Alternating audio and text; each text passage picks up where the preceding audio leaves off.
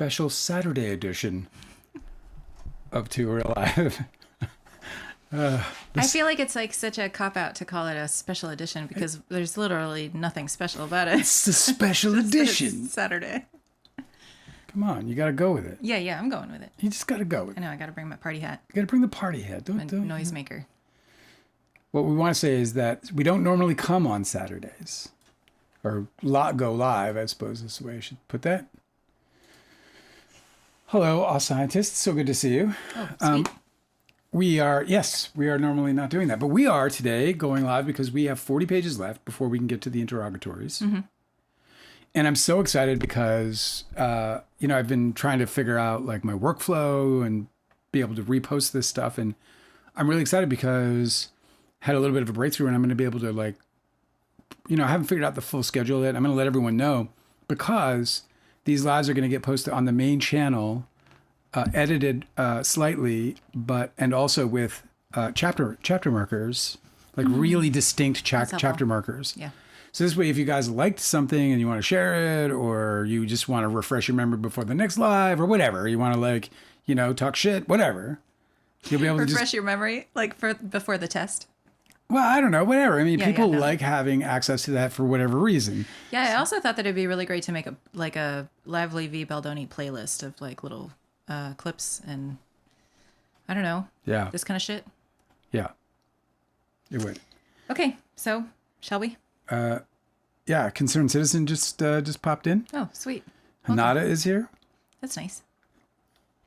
So we're ready to go. You want to just jump in? So this is the final 40.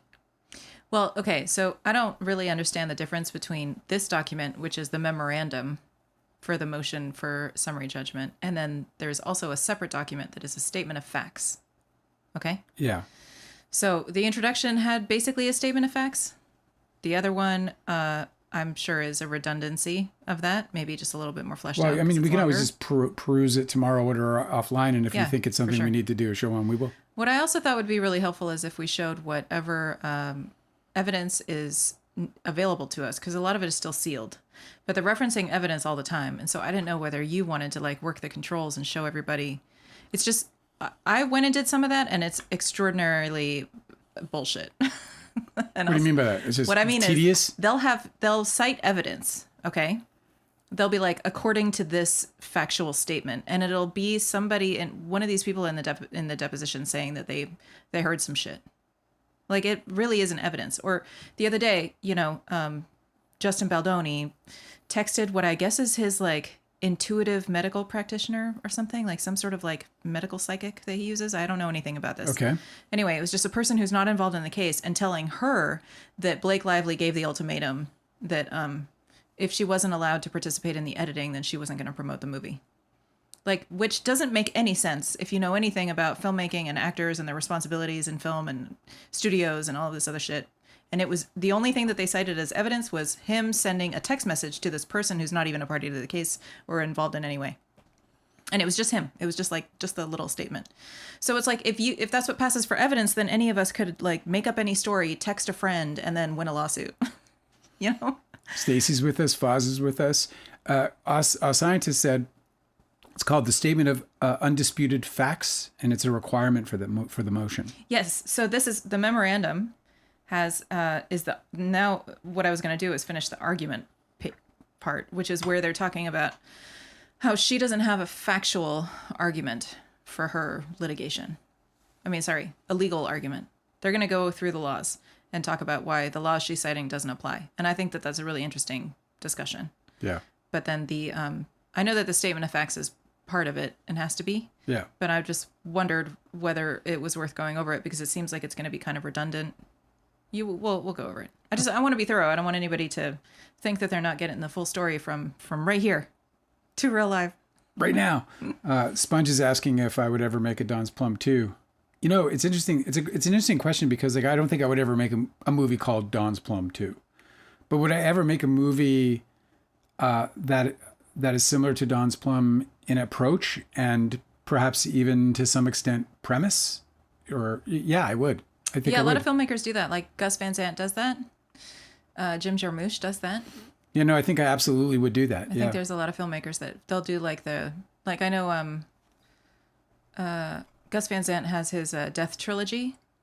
It's Elephant, Last Days, and Jerry. Yeah. And so they're kind of like on the same theme, where he wanted to explore a theme, and he did with those 3 movies. It was Death, as a matter of fact, on that one. Huh? Wasn't it Death? Death trilogy is what people call it. I don't know if he ever called it that. Right. He probably called it something like Pumpkin Pie Trilogy or something. Probably. I would probably make it again. Yeah. Like not make it again. Make another approach. Like take another approach. Mm-hmm. Absolutely. And always said Baldoni was trying to build rapport. That's not admissible in court. I had a case where the judge simply interrupted deposition because the witness was merely where did I lose my track? Merely relaying what the defendant told her, and we won. Yeah. Hana's an attorney. That's so interesting. Dude, you should just come on the show when we go live. Oh yeah, for sure. Not if you want to talk about being the resident attorney for the show, because you are. That's gonna fucking rule. Why not like email me at freedonsplum.com. freedonsplum@gmail.com. Mm-hmm. And let's talk about it. If you're interested, it'd be interesting. I want to get a lawyer for the live that can come in and come out. Yeah, it's so cool and to do have segments. It's so cool to have a name for that. Like, of course, the lawyers would label whatever that is that he's doing and whether it counts or doesn't count. Yeah. I'm talking for the trial, of course. But the reason why I brought that up was because, like, that's what I mean about, like, a lot of what they cite as evidence is just bullshit. It's just, like, them telling, like, Steve Sarowitz is like, I was on set twice. I don't know shit about what goes on. I barely run this business. I don't know anything. Yeah. But I have a very clear... I have a very strong opinion that Blake Lively fucked over all of us. You know what I mean? He doesn't know anything. It's so infuriating because you know how many of us have to walk around with the burden of other people's projections on us come from, absolute fucking trash. So he admits that he doesn't know shit about anything that he does say cannot be cited as a supportive of any of their claims, because he already admitted that he only knows what he's being told.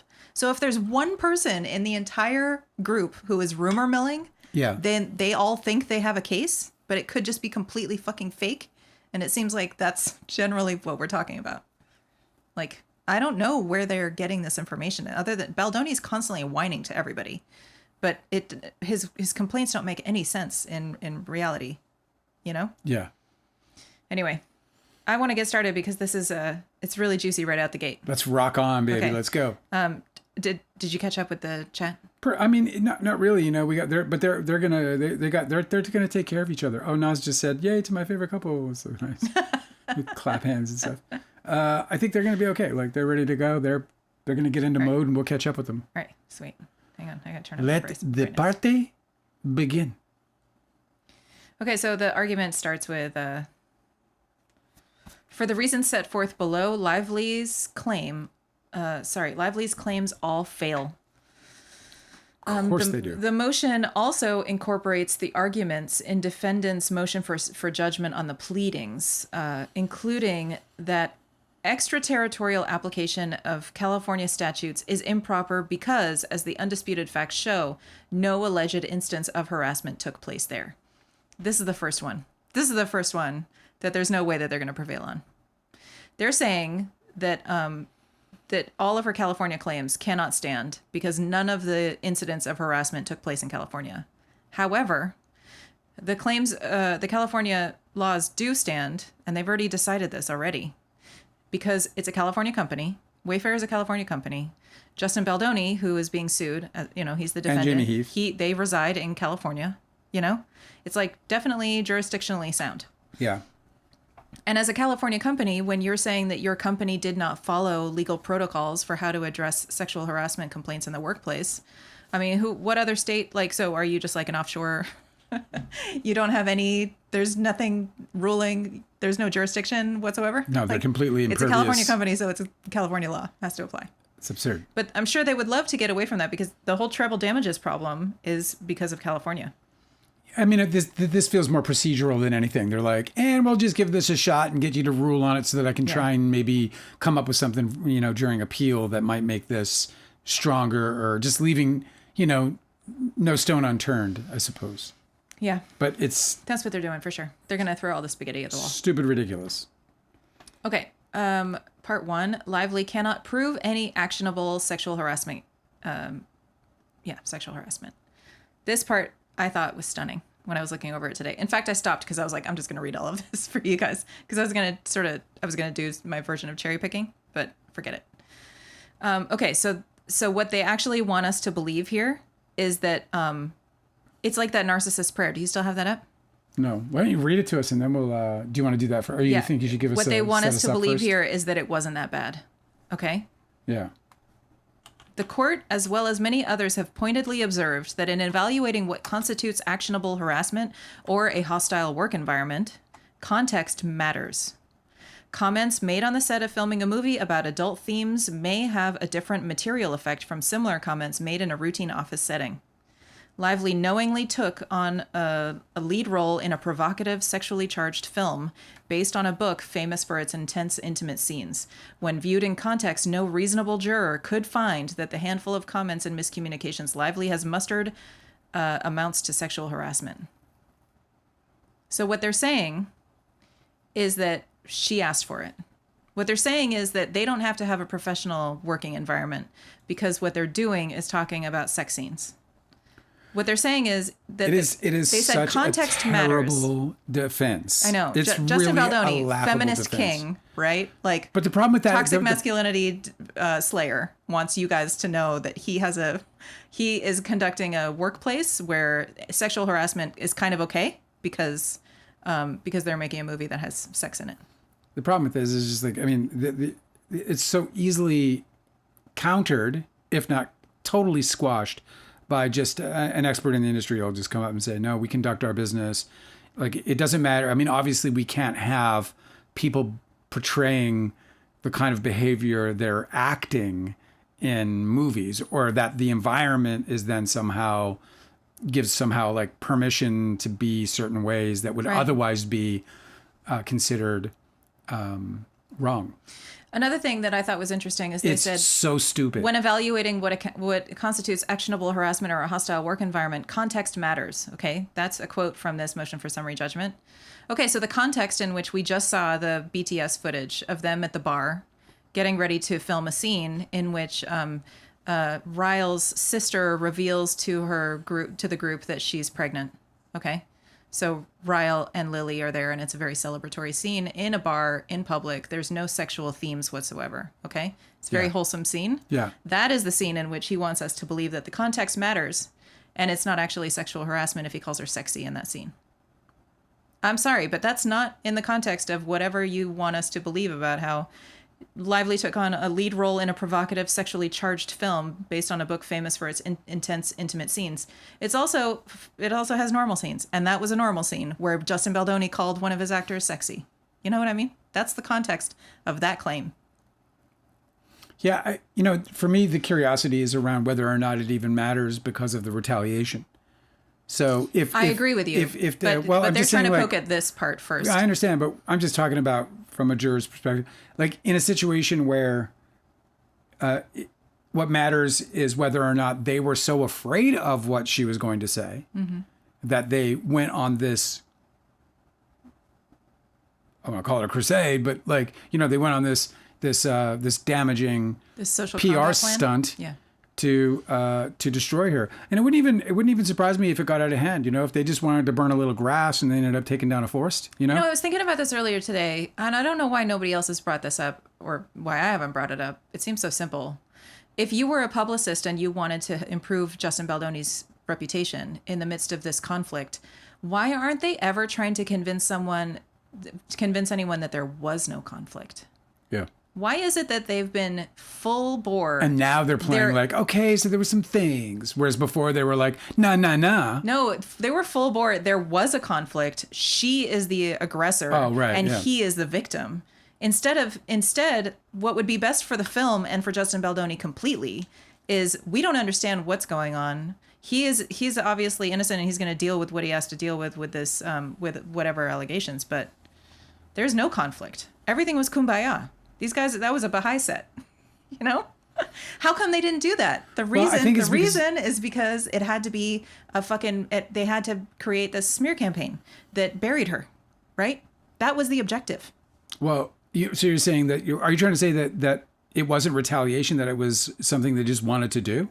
No, I'm not saying that at all. I know it was retaliation. Okay. It's very clearly retaliation. Right. What I'm saying is the approach of the publicists in any normal world, they might say, the position from Justin Baldoni and the producers was that there was no conflict and that everybody had a great time and we made a wonderful piece of work together and you can see it in the theaters and, whatever. Here's the showtimes. You know what I mean? To like pivot to the accomplishment, to pivot to how professional everybody was and what a great time that they had. They weren't trying to do that. They weren't trying to say that there was no conflict whatsoever. That's one way that you could go and not be accused of attacking the other side. Right? They never tried. And that's because the point was to attack her. So they had to be like, yes, there was a conflict. And you know what? It was much worse than you think. It was much worse than anybody thinks. And Justin Baldoni was attacked. He's the victim. It's crazy. By the way, Concerned Citizen is Austin. Because for some reason, I can't see your guys' usernames now. Yeah, that's a bummer. I don't know why. Ever since we became monetized, it switched for me too. I don't even understand. All right, continuing. Anyway, that made me crazy. That they're saying context matters and that like she signed on to be in a movie with adult themes. Yeah, so everybody knows that's not going to be true, and they're going to say things like, I would imagine going to say things like, if you make pornography that does not permit people to just randomly sexually assault people or engage in sexual activity or whatever it might be. Do you know what I mean? Or make like lewd comments and exactly. not address complaints properly. Okay, this is a little subheading, so we're still in the same section. Lively cannot prove severe and pervasive harassment, because apparently that's the bar they're setting for everybody. They need you guys to know it has to be severe and pervasive. Otherwise, it's okay at Wayfair. Or anywhere. Wayfair Studios is cool with... Sorry, Toots, that doesn't meet the standard. Yeah. Now, come on, go get it done. Was it severe or pervasive? Come on, guys. Insane, yeah, that's insane. Okay, Title VII, FEHA, and the UNRU Act. I don't know if I'm pronouncing that right. The UNRU Act. These are all laws. Yeah. Do not address trivial slights, nor prescribe a general civility code for the workplace. And that's cited. The litany of minor grievances Lively cobbles together falls far short of the requisite level of Did he say litany? Yes. That certainly does seem to undermine your point. Did he just say litany? I know. That undermines your point. That's kind of that one word does a lot of weightlifting in that sentence. I'm just... Not pervasive, but there was a litany. I just want to make sure I understand litany then, because I'm like, well, do I understand it? Yes. Yeah, you're getting a series of petitions for use in church services or processions, usually recited by the clergy and responded to or a tedious recital or repetitive. Yeah. Not pervasive. However, there's a litany. Okay. These guys are lawyers. Like, how can you get a summary judgment when you're literally saying that there was so many? Because now we have a sum of something, especially when they can already prove, Lively side, multiple complaints, not just from Lively but others as well. So if there is a litany, then there is a problem. I mean, they're kind of putting the rope around their own neck there. The litany of minor grievances Lively cobbles together falls far short of the requisite level of being severe or pervasive enough to create an objectively hostile or abusive work environment. And that is cited from previous case law. Wow. Okay, so if that's where you guys are going with this. Isolated acts, this is another quote, isolated acts, unless very serious, do not meet the threshold of severity or pervasiveness. Very serious? How do we get to very serious? Yeah. Also, isolated acts, they're saying, unless very serious, do not meet the threshold of severity or pervasiveness. She is not talking about isolated acts. She's talking about repeated behavior. Another quote. You just talked about it. They just talked about repeat. They just set a litany of complaints. I know. So that's a citation. Another quote, the sporadic use of abusive language, gender-related jokes, and occasional teasing are not actionable harassment under federal or California law. That's another citation. And so this is where Wayfair is standing. Okay. But they're talking about standalone. Like, no, but check this out. That's what that, if you said something that was suggestive or whatever, I can't sue you for that one thing. You can get reprimanded. There can be things like, whatever, write-ups and shit like that. But in the end, if that's all you did, I have nothing. It's very clear what they did, right? In the boardroom is that I don't know where lawyers do work. It's not the boardroom, I guess. Doesn't matter. They went through and they went to find what sexual harassment lawsuits have been lost. And they went and found these. Of course. And they were just like, let's just pick all of these because this sounds really bad.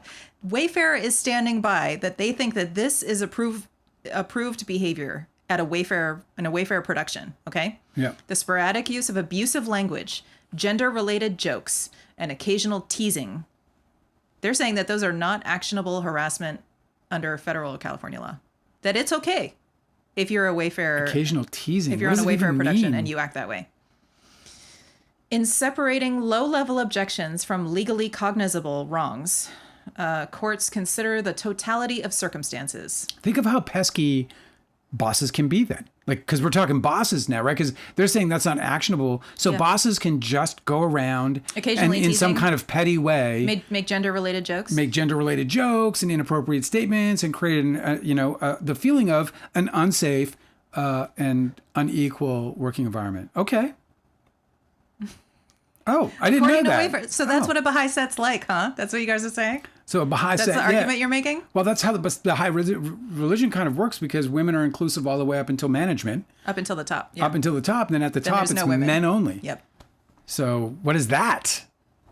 Explain that, Baha'i. That's the room where they make the abusive language, gender-related jokes, and occasional teasing. Exactly. That's where they're like, did you see what's her face? What the fuck? Or maybe that's why you can't complain about those things because at the top it doesn't matter. Okay, I'm going to continue. We're what you guys talking amongst yourselves is one thing, I guess. Okay, in separating low-level objections from legally cognizable wrongs, courts consider the totality of circumstances. Another quote, the frequency of the discriminatory conduct, its severity, whether it is physically threatening or humiliating, or a mere offensive utterance, and whether it unreasonably interferes with an employee's work performance. That's another citation. Can you read it one more time? They're saying that this is the bar she has to meet. Yeah, can you read it one more time? Yeah. The courts consider the totality of the circumstances. So they're quoting the frequency of the discriminatory conduct. Litany. Its severity, whether it is physically threatening or humiliating, or a mere offensive utterance, and whether it unreasonably interferes with an employee's work performance. Well, there's the latter part is the biggest problem for them because she literally said that production won't go on until they sign an agreement that prevents them from the litany of little shit things that they did to make that environment a toxic environment. They are being very selective. Women. They're being very selective because what they're not addressing here is that they did not address her sexual harassment complaints, regardless of how small they were. They did not address them. So they're neglecting to even do their part on the legally. So they're not even talking about that. Weird. Okay. It is not enough for Lively to say that she personally found something Baldoni or Heath did objectionable. In quotes, both an objective and a subjective standard must be met to sustain a claim. Hanada, by the way, said that the interference with work is proven because the women on the set were discussing how to stress and navigate Baldoni. Scenes were removed. Sounds were removed. It'll be proven. And I know what she's talking about. I mean, what the fuck, man? Yeah, it's very. I just can't believe that they're making this argument. It looks so bad. It looks so bad. Also, the birthing scene. I mean, not just the birthing scene, the birthing video. Yes. The birthing video. I mean, the birthing scene is going to be is going to be a jury's opinion in the end.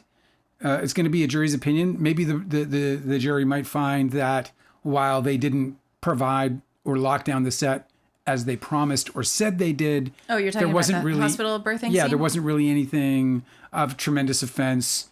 Maybe a jury sees that, but... No. That's in violation of her rider, of her I don't know if it's the actors That's loan like a out breach agreement breach or the of nudity agreement. writer. That's a breach of that contract. So that's a different argument. I'm just saying, like the video. The video is, come on. They're talking about this as offensive speech is what they're trying to tackle right now. Oh. But also, I thought you mentioned Heath's. It's like, so what's severe offensive speech? Like, I know, but listen. Yeah. I thought you mentioned Heath's wife's video. I don't know that, there's the reasonable person standard in law where a lot of times the juries are asked to sort of reference like not just their own perspective, but what would any reasonable person consider this to be unlawful conduct? Like you have to sort of interpret the law based on like what a normal, common sense, very mature person would think. Okay, not like anybody who's like an authority or anything, but just the reasonable person standard. And I don't know that it's not very easy to pass that standard when you talk about somebody who is not asking permission before they show a video of their nude wife. Like I don't know. Exactly. I don't know what, like, it doesn't matter the context because he didn't provide it before showing the video. No. So it's going to be real bad for them. I don't know. Okay. They said it's not enough for Lively to say that she personally found something Baldoni or Heath did objectionable. In quotes, this is a citation from a lawsuit. Both an objective and a subjective standard must be met to sustain a claim. Where did those screenshots go from the birthing scene? Where did they go? Yeah, they're in my phone. What? What do you need? Are they uploaded to the drive or anything? Yeah, the only piece of evidence that we have. Let me help you navigate there. Do you want to put it up? I'm just interested in it because we're not talking about it right now. I know, but like Hanada just said, the birthing scene, the jury will see Brian Friedman called Blake a liar and that she was in shorts, and you're confusing me. Okay, the birthing scene in the hospital. I keep thinking you're talking about. Well, you know what I'm talking about now because it's very clear in what. No, I know what you're talking about now. Okay, so what the are we birth talking video about so you're talking about Blake Lively giving birth in the movie, right? Yeah. Those are the pictures. I don't want to see the birthing video or the birthing video picture that they submitted or whatever. Yeah, it's all skin. There's a baby there, but it's all skin, and it's two people in a tub, naked, and it's dark. It's definitely not something I would be comfortable with somebody putting in front of my face unexpectedly.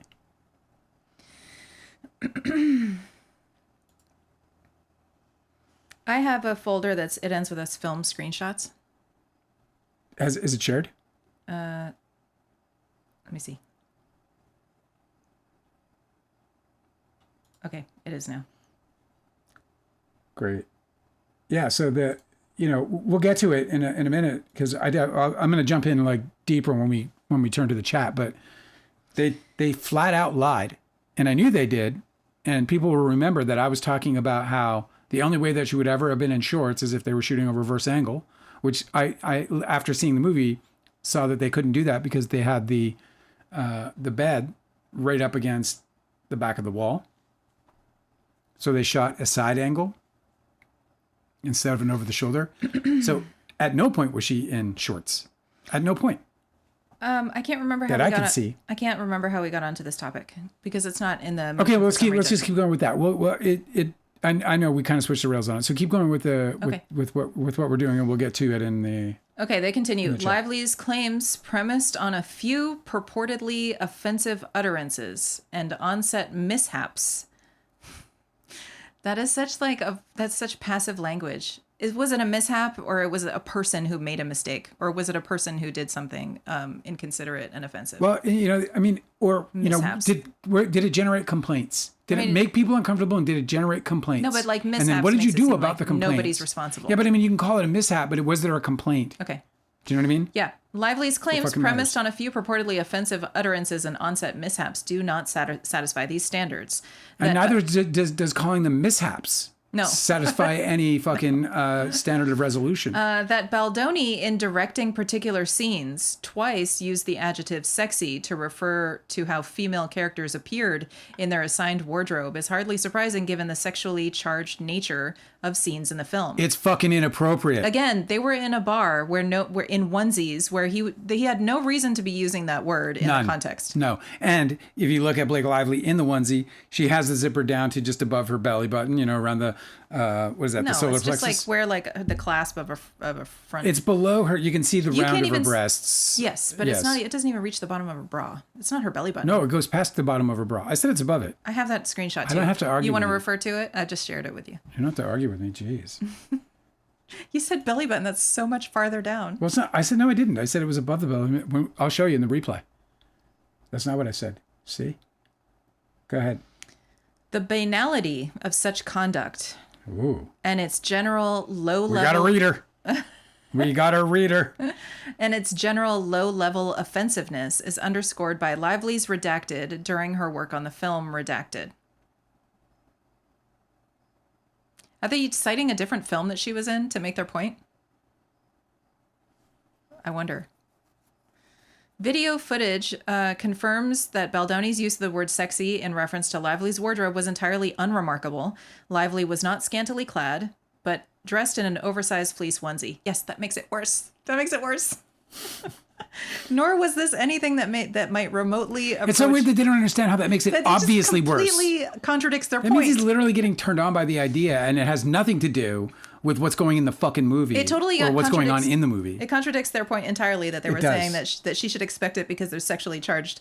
Well, you're talking about her in a onesie in a fucking bar. I hope their lawyers picked up on that as you did, because that is 100% correct. Nor was this anything that might remotely approach flirtation. Rather, both she and Baldoni were working at the time, surrounded by actors and crew. Okay. That makes no difference. Baldoni's expression was neutral and not ogling or suggestive. On top of that, Baldoni apologized if his remark was inappropriate, and Lively responded by saying, "All good." The apology that we heard. So there you go. All good. Ladies and gentlemen of the jury, all good. Evidently, it was not. So we're good. We are good. Baldoni's apology also came with a fucking eye roll. Into the camera. Yeah. Into the fucking camera. He said, "I guess I missed the sexual harassment training." And then followed it up with, yeah. Or preceded it with whatever the order was. I don't recall. Okay. Even in routine office settings, such conduct is not actionable. For example, and check out this one that they found. I wonder whether they celebrated when they found this absolutely obscene case. You guys, check this out. I cannot believe this happened. Check out this injustice. For example, the Second Circuit held a high school teacher's claims that her male supervisor occasionally commented on her physical appearance and participated in a bet with 3 other male employees as to when he would be able to engage her in sexually explicit conversation. And the court held that her claims were insufficient. That's what they're citing as Wayfair production conduct, guys. There's your man enough right there. High school teacher's claims that her male supervisor... We weren't even taking bets. They occasionally commented on her physical appearance and participated in a bet with 3 other male employees as to when he would be able to engage her in sexually explicit conversation. Well, she lost that case. That was Cristofaro v. Lakeshore Center School District. Okay, was there a retaliation after she tried to bring this man to court? Like, what happened when she tried to bring this man to court? Because if he committed another offense of retaliation, then they might be talking about a different outcome. Similarly, claims that a senior employee, in quotes... Yeah, scientists, our feminist king, everyone. I know. Unbelievable. You follow him. He'll take you there. This is the world that Baldoni wants in a workplace, in one of his Wayfarers. It must be what he considers imperfection. It's a work in progress, guys. We're just sexually harassing a little. Okay, similarly, claims that a senior employee, in quotes, told plaintiff that her clothes were sexy and that her hair was beautiful, sometimes blew kisses at plaintiff, as he did to all his employees, once sent plaintiff an inappropriate email and made sexual jokes, were insufficient. Okay, that's another one. Likewise, a file clerk's claims that her supervisor complimented her hair and eyes, commented that she looked good in tight pants, and referred to her as a bitch twice, were insufficient. This is the guy you guys are defending? This is the kind of case law he wants you guys to think about when siding with him in this case? We didn't even call her a bitch. I know. To her face. Lively's other complaints are equally deficient when viewed in context. It would be one thing if Lively and Baldoni were two insurance executives reviewing actuarial figures on a spreadsheet, and out of nowhere Baldoni alluded to his marital or sexual experiences or to a prior pornography addiction. Yeah, that would be something. Quite similar to how this went. It is quite another thing here because Lively and Baldoni were discussing these issues in the context of creating intimate scenes and adult themes in the film that they were making together. Did you almost spit out your tea? Yeah, I just can't take it, man. I really just can't take it. As a filmmaker, what do you think about this argument? Well, it doesn't have anything to do with filmmaking. This is it's preposterous. Obviously, as far as the precedent goes, or the precedents that they're citing, I can't help but wonder if the judge will even roll his eyes at those precedents, and that precedent doesn't make the law. It's just something the judge can consider when considering their summary judgment. But no, I was just thinking about so these batteries fit in there just like that. My wife likes to go down on me in church. And yeah, we put these in over here. Like, what are they talking about? Like, every horrible thing that a dude says comes, or a woman, comes from some kind of lead in. There's always some kind of lead. Like, I'm afraid to, are you looking forward to the business trip that we have in, in Colorado? Not really. I don't like to be in motel rooms alone. Who says you have to be alone? Like, you know what I mean? Like, that's good writing. You just make that up? Yeah, I just made it up. What are you, a writer? Like, it leads in, right? Like, these things happen, yes, and there's a way that conversations lead into it. Yeah, there are going to be the occasional absolute fucking, balls out crazy human being who will drop some stupid non sequitur like I just did that is highly inappropriate. But the reality is that these conversations are born out of opportunities. So Baldoni is putting him alongside all of these other douchebags that got sued for inappropriate conduct in the workplace. And he's saying that he should get away with it because it wasn't that bad. Yes. Okay. Where was He's saying there's nothing to get away with, is what he's saying. Oh, yeah. Okay. He's saying it's not like I smacked her on the ass and called her a bitch. It's quite another thing here because Lively and Baldoni were discussing these issues in the context of creating intimate scenes as their characters, Baldoni, and adult themes in a film that they were making together. There's absolutely no need for him to have offered what he and his wife personally do in bed. It's fucking weird. Lively always had complete control in approving any additions to the script concerning intimacy, as well as access to a female intimacy coordinator. I don't believe that is in dispute. I don't think that she's alleging that she did not have complete control in approving any additions to the script concerning intimacy, as well as access to a female intimacy coordinator. No. I don't think she ever claimed otherwise. No. It's not about the script. It was I about truly his can't wait to improvisation. hear their response. Their response to me, it's like that first time I ordered my first Macintosh computer. What? Yeah, I ordered it, and it was like 3 weeks away, and I just ached for it. I was like, I can't wait for it to get here. That's how I feel about this. You're like, it has a It's word like getting processor. a new MacBook Pro in the mail. Okay, and Lively raised no concerns throughout the entire period in which the movie's most intimate scenes were filmed. It's so funny because they're not. I She's don't not. understand Her complaint. At why no they're point did she saying- complain other than the fact that he used his tongue and stuff like that. Superficial complaints. I don't understand biting of the why lip. they can say that. It's crazy. She did complain when she was involved in a scene in which she's supposed to be like half nude and giving birth. Yeah. That's a She very also that's an complained. intimate scene. She also complained, and I don't know that she cited the specific incidences. She complained of biting of lips. Yeah. She complained of use of the tongue. So She- she complained about a bunch of those things This is that true. are almost certainly a part of the major intimate or the She written also intimate scenes. complained about his misconduct filming an intimate scene that didn't involve her, which is also allowable with the It's fucking sexual maturity, harassment guys. laws. It's just maturity. Okay. Yeah. I Sorry. don't understand what they're fucking talking about. Yeah, bro. it's nuts. Lively's complaint that Baldoni inquired about her weight similarly falls short. He didn't make the comment in the workplace or in the presence of any cast or crew member or even Lively herself. Okay, so it's fair game. It had no effect on the workplace environment. Someone else communicated it to Lively, not at Baldoni's request, and independent of any activity related to the film. They're citing something, but it's not quoted. They said sexual comments did not... Oh, okay, this is quoted. Sexual comments did not amount to verbal abuse or harassment inasmuch as the subjects were not even present to hear the speaker's offensive remarks and apparently had no awareness of what had been said. Except she did have awareness of what was said. She was told what was said.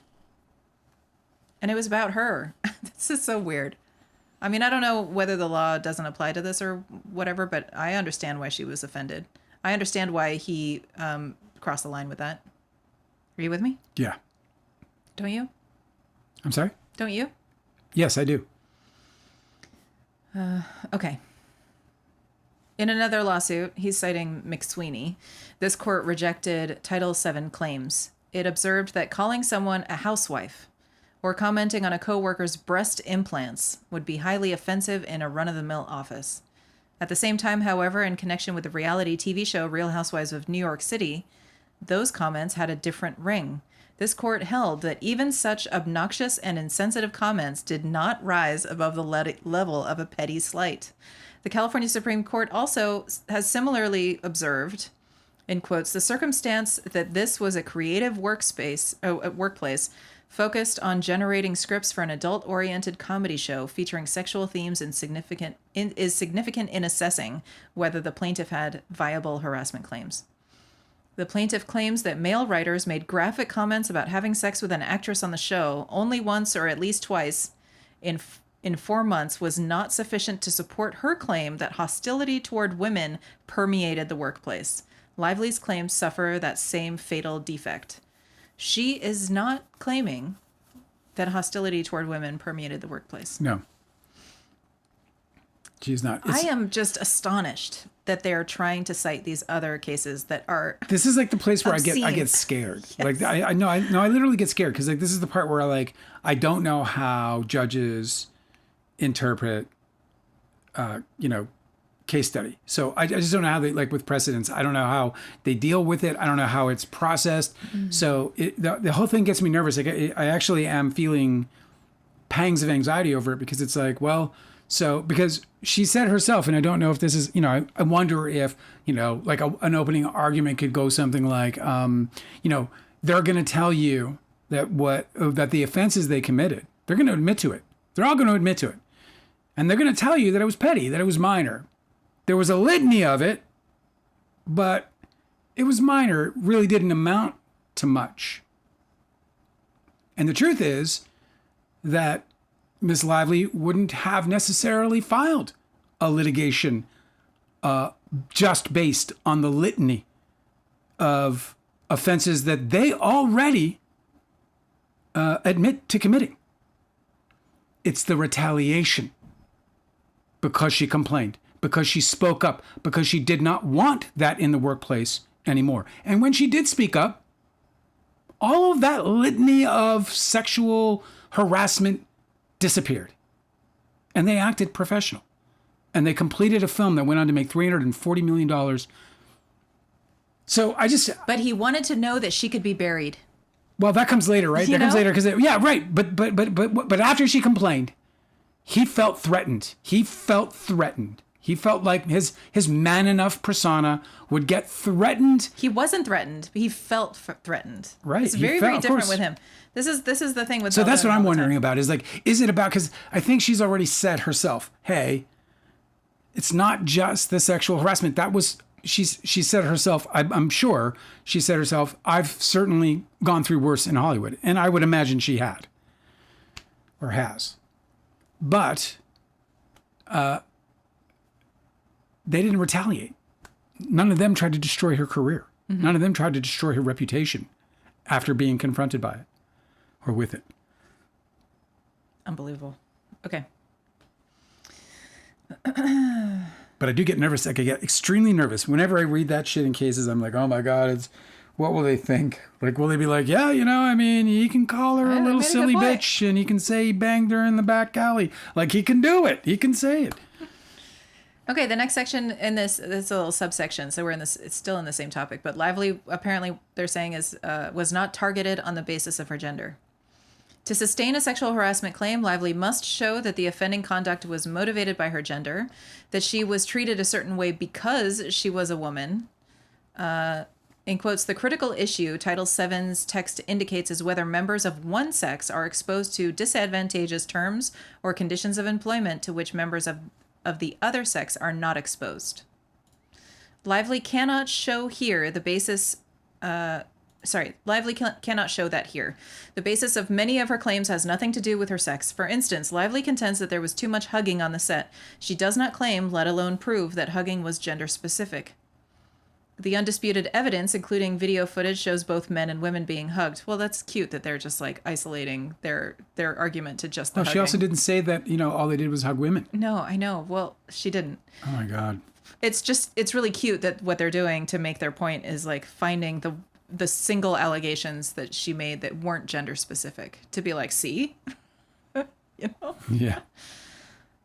Perhaps there was a general overgenerosity of spirit among people on the set, but such facially sex-neutral incidents, even if they made Lively subjectively uncomfortable, do not create an environment that a reasonable person would find hostile or abusive. Nas just hit us with a $20 New Zealand super chat. Oh, holy shit! Thank you so much. sweet. You are too freaking kind. Is there a question? No, there just the kindness is all that's there. Oh, you guys could leave a comment or a question too. Thank you so much. I don't for know that. how it works. It's I don't know why I have to like get used to that. It feels it feels like a little like I don't know. I'm so grateful. It feels like we got to do a little razzle dazzle or something, yeah, I just right? feel like we got to like have an animation or something. Or there's got to be like a party because it's like I know. It feels so major. Thank you so much. It's very kind of you. I'm sorry to interrupt you, Angela, but that was really, really sweet of you. Yeah, Thank you. it's great. And by the way, just to say, we're investing in this live, so it really does help us out because I just bought a mixing board and so on and so forth. So it's great to have a little help to get this thing up and running. So thank you so much. Okay, putting it to good use. What do you think about any of this so far? I'm going to continue, but Yeah. You have to. I've completely knocked myself off. So okay. just get going, and then all my stuff will reload again, and then we'll be back in. They're saying specifically her claim that the hugging on set made people uncomfortable. They're like, well, that's gender neutral, so she can't cite this law was broken. But she has a bunch of other gender specific offenses that she can cite the law for. So anyway, let's see what happens. Okay, Baldoni, they're admitting, spoke with Lively about topics like sexuality, consent, and pornography, not motivated by her gender, but because she was his co-lead and collaborator in a film exploring adult themes. Justin Baldoni, had a porn addiction. I know, right. Let's talk about our characters. I know. Let's just sit down. Let's have a conversation about our characters, and then let me tell you a little bit about me. I had a porn addiction. She's basically sitting there being like, I know too much about you. Why do I know so much about you personally? I'm talking to your dead father. Oh my God. Tell him he owes me $40. What did you just say? 40? That he... I have $40 in my pocket. No, stop though. But like what's referenced, what's closer fitting in the reference to this is that that he was explicit in describing for her how him and his wife have sex. Yeah. Which is like information that none of us should know. Why the fuck is she knowing it? Dude, I thought I'm uncomfortable knowing that information. I thought that the exchange about their personal lives in the slow dance was highly inappropriate. Yeah. And that was really tame compared to what else he said. Yeah. And he says that she did it too, but she never once mentioned her husband. She never specified who she was with when she was imparting that something would make her uncomfortable. And it was always in the context of she was like, that would make me really uncomfortable. And so he took that as a fucking open door to just tell her like details about not what makes him uncomfortable, but what he actually really enjoys, which is super weird. He's an oversharer, Shannon, like to the max. Shannon just did it again. What? She gives $20. Stop. How is this for a little razzle dazzle?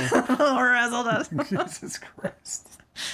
By the way, razzle dazzle. You guys, this is serious. Razzle dazzle is. We have to be serious. Razzle dazzle is a known nickname of Artie Robb. I know this. I love it so much. Razzle dazzle Rob. That's an absolute What does official it nickname. stand for? Razzle dazzle. Yeah. One of our coworkers landed him the razzle dazzle. I was so jealous. I was like, I knew RD for like 15 years before this guy, and he came up with razzle dazzle. I was like, damn, I could have been I doing this razzle dazzle. Could have been It was doing right it. there. We're gonna get razzle dazzle shirts, directed by Razzle Dazzle. Yes. That's what I should do. That should be my that should be my Nosy Jones pseudonym. Razzle dazzle. Razzle Dazzle. No, that wouldn't be appropriate. I'd have to. That would be my romancy. Right? A Walk Through the Park I don't by know. Razzle Dazzle. Look at how it derails our conversation. Thank you so much. I can't cope. It's so kind of you. I'm out of my mind grateful. Okay. Shall I continue? Yes, please. Baldoni spoke with Lively about topics like sexuality, consent, and pornography not motivated by her gender, but because she was his co-lead and collaborator in a film exploring adult themes. It is undisputed that Baldoni has spoken openly about such topics to large audiences of men as well as women, including in 2 published books and a frequently broadcast podcast. No evidence suggests that he singled out anyone for differential treatment on the basis of gender. Moreover, it is undisputed, redacted, while redacted. Meanwhile, Lively advocated redacted. She redacted. She advocated for nudity, random acts of nudity. Yeah. Like, I think we should just strip, everyone. Would you want to strip? Against the backdrop of a film devoted to achieving a certain sexy aesthetic, a project Lively embraced and advanced, it is impossible to see occasional sporadic references to sexuality as specifically directed toward either gender. Impossible, huh? I can do it. I've been doing it for a year. That's really funny. It is impossible to see occasional sporadic references to sexuality as specifically directed toward either gender. Weird how it always only went one way. Okay, nor do the 2 alleged instances involving Heath reflect any gender motivation or animus. I don't think. Why does it have to? Does the law state that it has to have a gender motivation? Yeah, they're deconstructing her use of this law, Title VII. They're trying to say that it doesn't apply. Then they're going to go down to California Supreme Court summary judgment. Okay, so this was FEHA, hostile work environment. Yeah, except the problem that they're going to run into, I think, is that they have absolutely no claims from men. Do you know what I mean?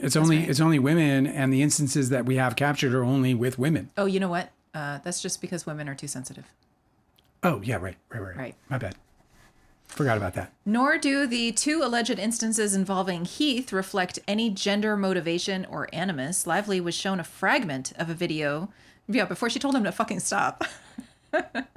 Lively was shown a fragment of a video depicting family members, male and female, and a newborn child, not because she was a woman, but because she had acted in an important birth-related scene in the film, the details of which she had been discussing with Baldoni. It's just an unbelievable spin on the sequence of events that they're trying to justify what Heath did as anything other than extremely inappropriate and weird. Yeah. She filmed the birth scene the day before. He wanted to show her this video. It's not relevant anymore. He never asked her for... She's a filmmaker. She's a mother of 4. He didn't warn her before he showed it to her. He didn't ask permission before he showed it to her. No. He didn't even tell her what he was showing her. No. And again, I I compelled get him. scared about this, gender specific thing, because I really believe that was his ego, their ego, and I think it's because We'll never know. They'll never admit what, I know that, but I'm just what like, compelled him to do that. Here's some conjecture on it. I think that, they knew she was upset. They knew that she was offended. They knew that they, by her standards, crossed lines, and they couldn't let it go. They couldn't let it go. It's weird. And I think that they feared sexual harassment allegations. I do. And so they tried to, it's the same thing. He showed up out her door of the trailer to set up a meeting so they can go over her concerns, and looked at her breasts. It was her makeup trailer too. It wasn't even her private trailer where So- she's more likely to be clothed. Yeah. So he looks at her breasts there. And then, and then in this instance, it's basically the same thing where he doesn't ask her any kind of permission whatsoever. Also, throws in front of her this fucking video that she does not want to see. And they're neglecting to include the whole reason why the video was relevant to their conversation at all was because they were trying to get her to be nude. And she was like, no, thanks. These are the kind of guys these guys remind me of the kind of guys I knew of. I actually didn't know anybody. I knew of these kinds of guys who just go around and do the like, you want to sleep with me? You want to sleep with me at the bar? You want to sleep with me? They're probably a little more. They like cast a wide net. Nasty about it, but they're just like, yeah, you want to sleep with me tonight? Because they know that they're going to catch a fish. Like you've heard this. This is like this is like somebody's like what are the little those books you would buy back in the day, and like the LA Weekly would be like, $5 book on how to pick up women, and all it is go to the bar and proposition them until you get one, and expect a slap in the face or two. That's Ryle. That's his character. I thought it was really interesting. They sound like these kinds of guys. I thought it was interesting that Baldoni said that he wanted to make Ryle into like a relatable, redeemable character. I was like, there's nothing fucking redeemable about this guy. He fucking sucks. Well, and Colleen Hoover agreed. Yeah, I know. She's like, this guy's the monster that hit my mother. Well, and also when I saw the movie after I'd heard all of his interviews where he was saying he wanted Ryle to be redeemable, and I saw the movie, I was like, there's nothing fucking redeemable about this guy. Like, what did you do to try and put that on the screen? Hinad is nailing this, bro. She said they claim showing the birth video was to inform them about the scene. Then they say it was not a birth video, but a post-birth video. Okay. So then was it to teach her how to hold a fucking baby? No Is way. That what it was? Mm-mm. They're absolutely Impossible. lost. And you couldn't have said it better. It's also like the birth scene in the film was not in a birthing tub. She was not going to be underwater. And couldn't She be. was not going to be nude. Yeah, there's no birth tub in the fucking hospital. I don't know. Maybe they do in some places. Like I bet they, not in that one. Apparently. I bet they have them in Portland. Well, right? I mean, there was none. Yeah, is your point? That's right. Okay, so this is really exceptional. Okay, this next part. They said Heath had shown the same video to Baldoni, a man, like completely neglecting. That is like some crazy spin. Okay, so that he saw the video means that it was like completely gender neutral for showing her. Well, he wasn't showing her birthing video to get in her pants. Yeah, I know. Like we all know that. That's really not. It's like they're stupid. Heath had shown the same video to Baldoni, a man. So what? And by the way, it doesn't matter if you go and show it to 10 women. I just like if you go show it to 10 women and only one complains. Yeah, that's what matters. I think it's really important to like constantly spare a thought for the poor woman that is married to Jamie Heath, who gets her privacy disrespected constantly like this. What the fuck is he doing with her private video? I just love how they're trying to set a standard. They're like, hey guys, we just want everyone in the world to know that, sexual harassment up to about this level here is perfectly acceptable. There's nothing to worry about. All right? Because we're imperfect. And we get to live through our imperfections as long as no one's truly hurt by it. It's just absolutely a bizarre That's what it means to be man enough, you guys. It's a bizarre. I cannot believe that they have the audacity to call themselves, to portray themselves in any feminist light whatsoever when they mount that kind of a defense to this problem. It's just grotesque. Similarly, Lively asserts that Heath inappropriately glanced at her after being invited into her makeup trailer while she was in a state of undress. But she was like, I know you weren't trying to. Even crediting her account, there is no evidence Heath entered her trailer or did anything else for some untoward sexual reason. Well, how the fuck would she know? Before this dispute arose, Lively herself dismissed that idea, telling Heath, I know you weren't trying to cop a look. That's a way that we deflect. If you notice there's tension and you're talking to one of your superiors, like he's the boss, right? Like he's in charge of the fucking production company. That is very I definitely understand where that comes from. Where you do like they're neglecting to tell you the other part, which is that you offer like the pacifying laugh, or you offer something like that so that he just fucking leaves and doesn't continue a fucking debate with you about whether he acted improperly. She told him to turn, right? Didn't she? Yes, and he didn't. And he didn't. So they neglected to put the part in where she was like, "Come in, just look away," and then he didn't fucking look away. They're leaving that out. And that's the problem here. It's not whether or not he was trying to cop a look. It's that he didn't fucking do as he was asked. He didn't obey what is very, very reasonable Basic. request. I mean, like I said, man, I would be frozen looking away from her. I'd be terrified of fucking that up. No. It's like, especially as the producer of You'd the like movie. grab the nearest blanket and just like shroud yourself. But as the boss, as the producer, I would feel even more like diligent. Yeah, of You know, course. I'd want to be even more diligent. Like, Yeah, she's the star of your production. You want her not happy. that I can imagine a path where somebody says, "Hey, turn away. I'm putting on my top," and I'm like, "Yeah, no problem. Oh, hey, them's the gems." Like, Weird. I can't see a pathway for me to end up doing that. If I'm the actual producer of the project, I mean, I'm just going to be so super diligent, especially if it's the star. And I hate to sound like I'm creating favoritism. It's just like I'm saying that every time You have to create favoritism, though. every time the weight gets, a weightier, the consequences grow, And I'm not saying like I would do it at all, but I'm saying like you become more and more and more conscientious of the things you're doing when there's more and more at stake. Yep. you know It's what I a mean? high risk situation to be in her trailer when she is slightly undressed. Well, If they she say, tells like, you to fucking turn around, you turn right around, and you don't turn around until you're told to. What's the saying about like somebody with nothing to lose? Don't fuck with somebody not to lose with nothing to lose or whatever. Yeah. Yeah, like the more there is to lose, the more careful you should be. And this guy is losing it at the highest level with so much at stake. And this is the other thing about it is like this doesn't matter to the jury, and it won't matter to the jury. But sitting here, I think about and have thought about how, with this much at stake, with all of this at stake, your careers, this fucking film, tens of millions of dollars by two different huge parties in your life that matter so much, you're this sloppy. It's With sloppy. this much, like, So sloppy. what would it be like if you had $500,000 and nobody was looking? That's right. What would it be like if you had $500,000 and nobody was looking? Because that's super pervasive in the indie scene. Is a That's bunch really of funny. I was listening to Justin Baldoni's memoir today, because I'm trying to fucking psychoanalyze him. well, you're going to be doing a full blown like astrological breakdown. Yeah, I'm trying And to. you're using the book as a roadmap to understand a it little helps. bit more It about helps to have a memoir. what's going on with this Anyway, guy. he was talking about how he was describing the ways that he subtly and accidentally disrespected his wife, right, in the context of this one topic. And he said, well, it was really shocking because if I'm disrespecting her and she's like the most important woman in my life, then I'm probably doing it to other people that don't matter as much to me all the time. So that goes to your point where you're like, if it's a massive, high stakes production and you're acting this fucking sloppy, I can't believe it. what about your smaller productions? Yeah. These guys can't be fucking. Well, and trusted. that's why they have lawsuits going up the ladder to this moment in their lives. that's right. It's because they're not recognizing the importance of the situation that they're in Yep. and what there is at stake. They're not real. Like if I were Steven Sarowitz, I'd be out of my fucking mind mad with these guys. Oh, yeah. Especially knowing, I mean, this guy knows that they've been sued dragging your multiple company times at this into a point. lawsuit? Again. Again. You Okay. know?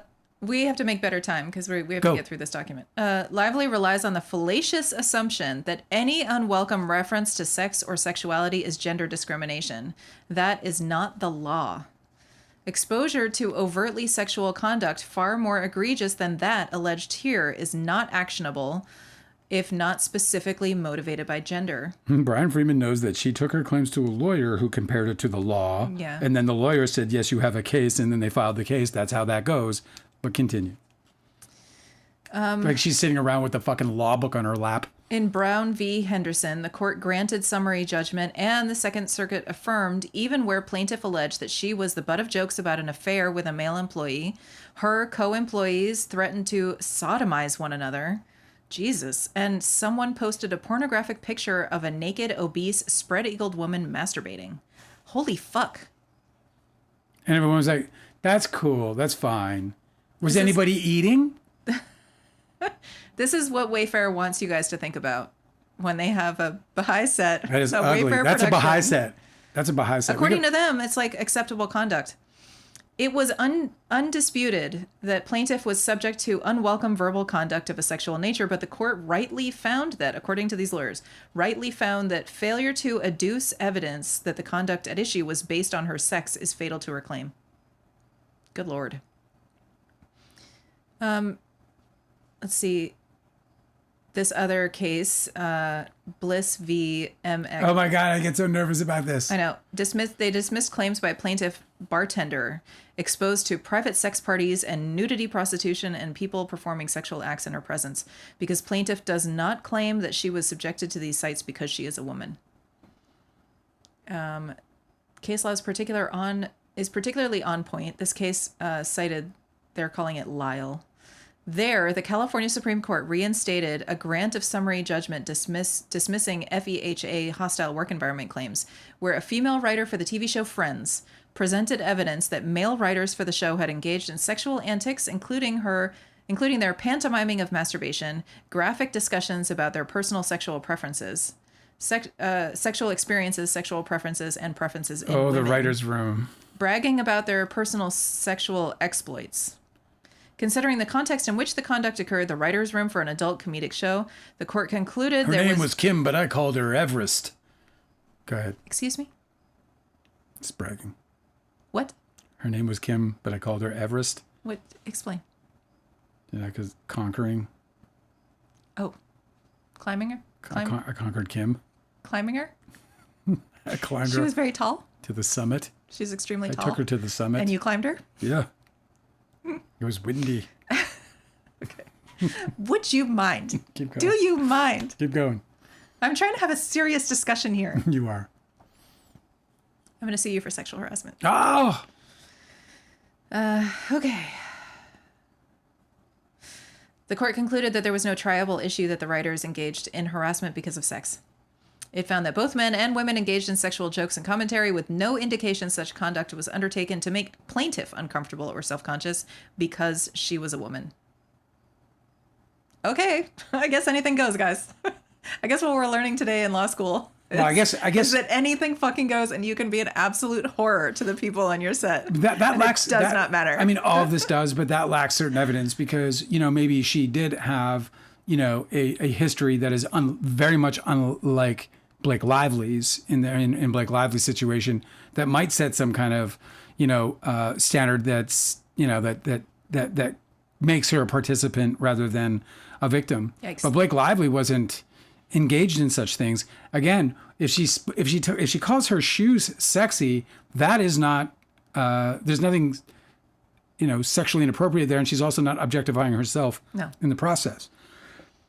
But if he called her sexy... Oh, yeah. They said context matters, right? So he called her sexy. But apparently, according to all this case law, it doesn't matter. You can say absolutely heinous, unbelievably R-rated shit to people in the workplace, and it does not fucking... I don't even know what the laws are for, frankly.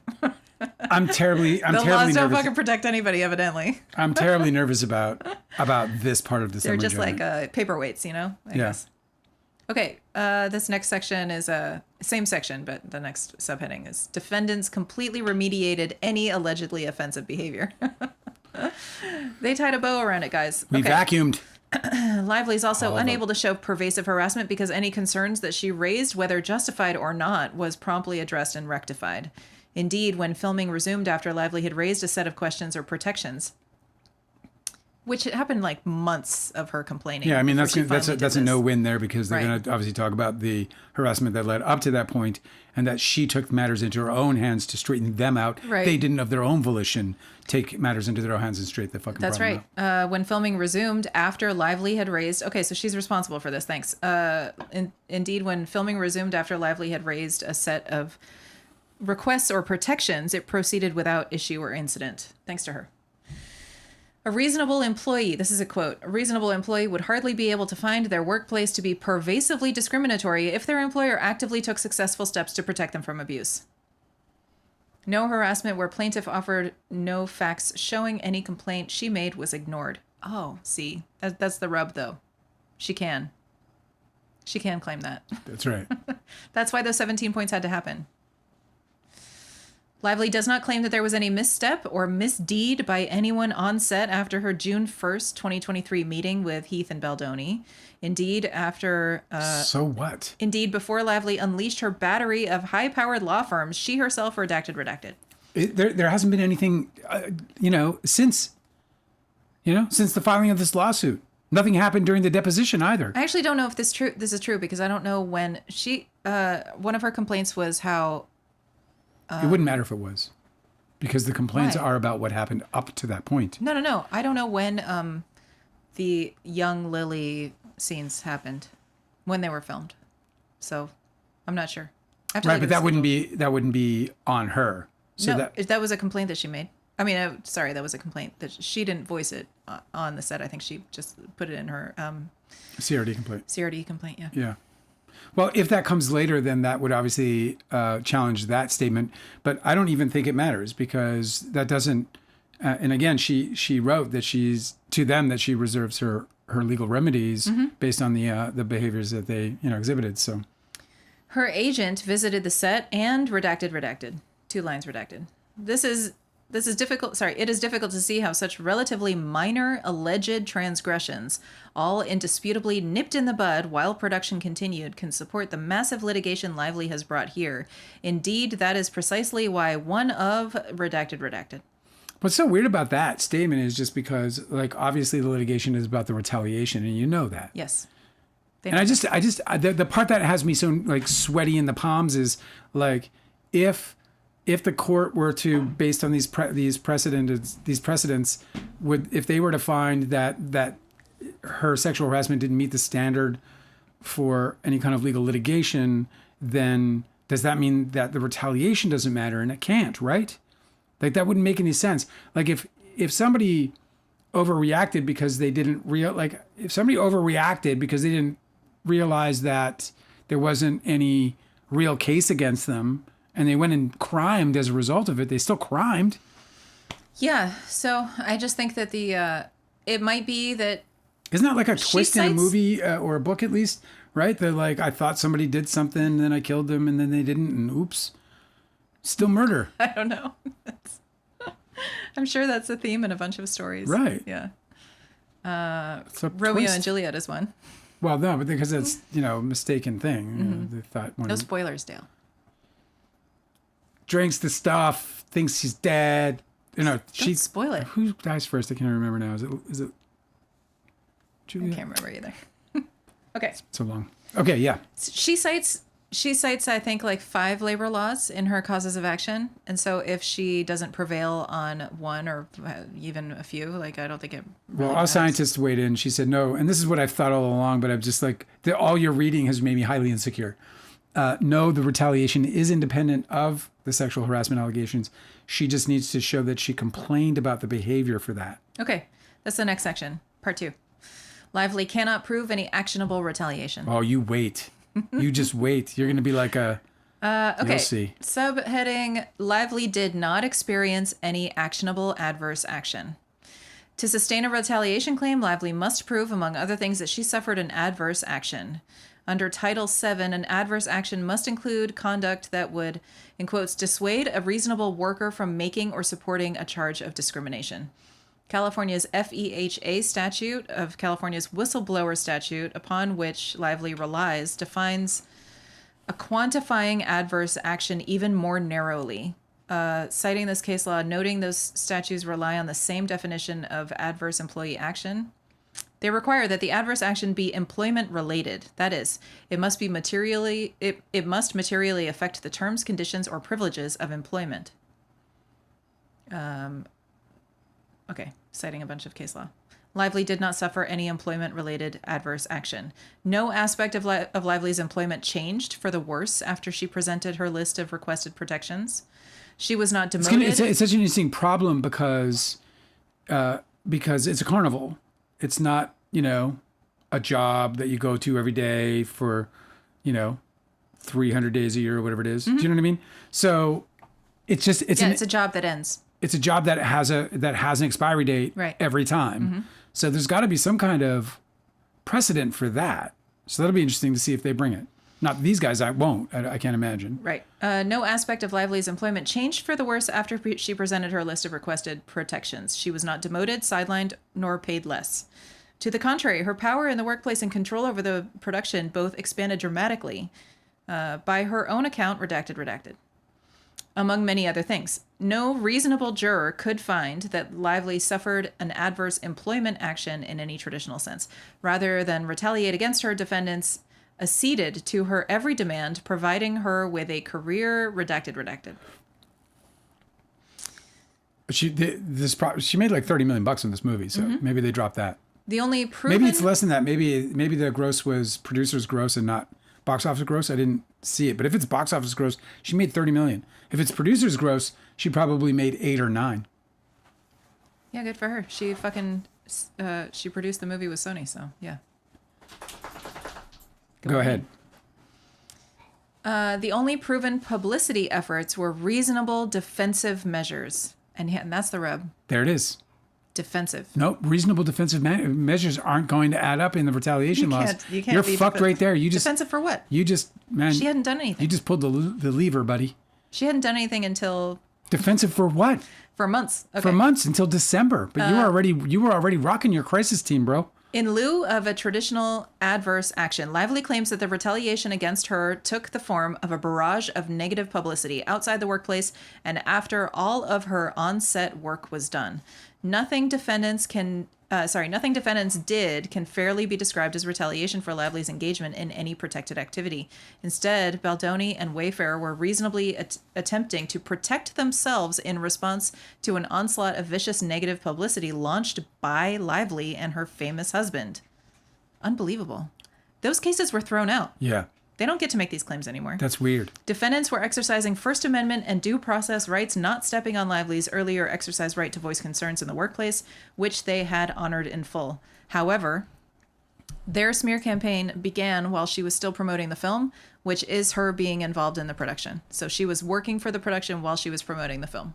So if their claim is that it happened after her work, that doesn't work. She's still attached to the production.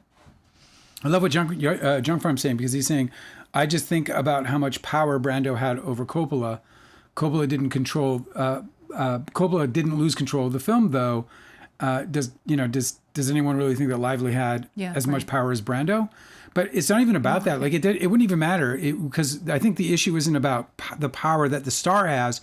It's about the capability to hold your production together regardless. Like they are responsible for that production. It's that simple. So it doesn't matter whether or not, because maybe obviously Lively was too much for them. You see what I'm saying? Coppola could have folded to Brando. Directors and producers crumble to stars in Hollywood probably all of the fucking time. It's really easy to do because they're so influential and they're worth so much money. But it was their job to hold it down, period. Mm-hmm. It didn't matter whether or not she was super powerful or not. Clearly she was too much for them. So we know that. And that's, I think, the biggest, tell of all of this. It was their production. They lost control. I can't believe that they're making the argument that they didn't harass her bad enough. It's amazing. What's great about that is that it means that she was harassed. Yes. So if she was harassed and complained about it and they find that they retaliated, it's a done deal. It's a wrap. So it's all about the retaliation. It's always been about the retaliation. And even though my palms are sweating, I'm starting to regain my confidence again, because those case precedences scare the shit out of me. This is the part of being a lawyer that I think I could never handle. I know. Aside from all the fucking endless reams of paperwork. Okay, cool. So should I continue? Yes, please. Even if defendants' conduct in late 2024 somehow could stretch back to workplace concerns raised over a year before, they're just conflating shit. She's still employed. She's still working for the fucking production when they're doing their smear campaign, and they're saying that somehow it had to be connected in a span of time. Everybody assumes that retaliation happens after the SH, right? What are they saying? That it wasn't closely connected enough? This is fucking weird. It's really weird because she hadn't done anything other than complain. Also, how is it a legal framework to say stretch back? What are they saying? What do you mean stretch back? How, like, I mean, define that for the court. A little like that. Even if defendants' conduct in late 2024 somehow could stretch back to workplace concerns raised over a year before, there would still be no actionable harassment. This court knows well that parties accused of harassment are permitted to defend themselves. That's not what you did. No, it's not what you did. Defending, that's what you're doing right now. This is exactly in your motion for summary judgment. That is defending yourself. That's why she's claiming retaliation. You're not allowed to run out into the public and destroy her public image. You're not allowed to bury her. You can file your fucking defense, mouth. That's right. Keep going.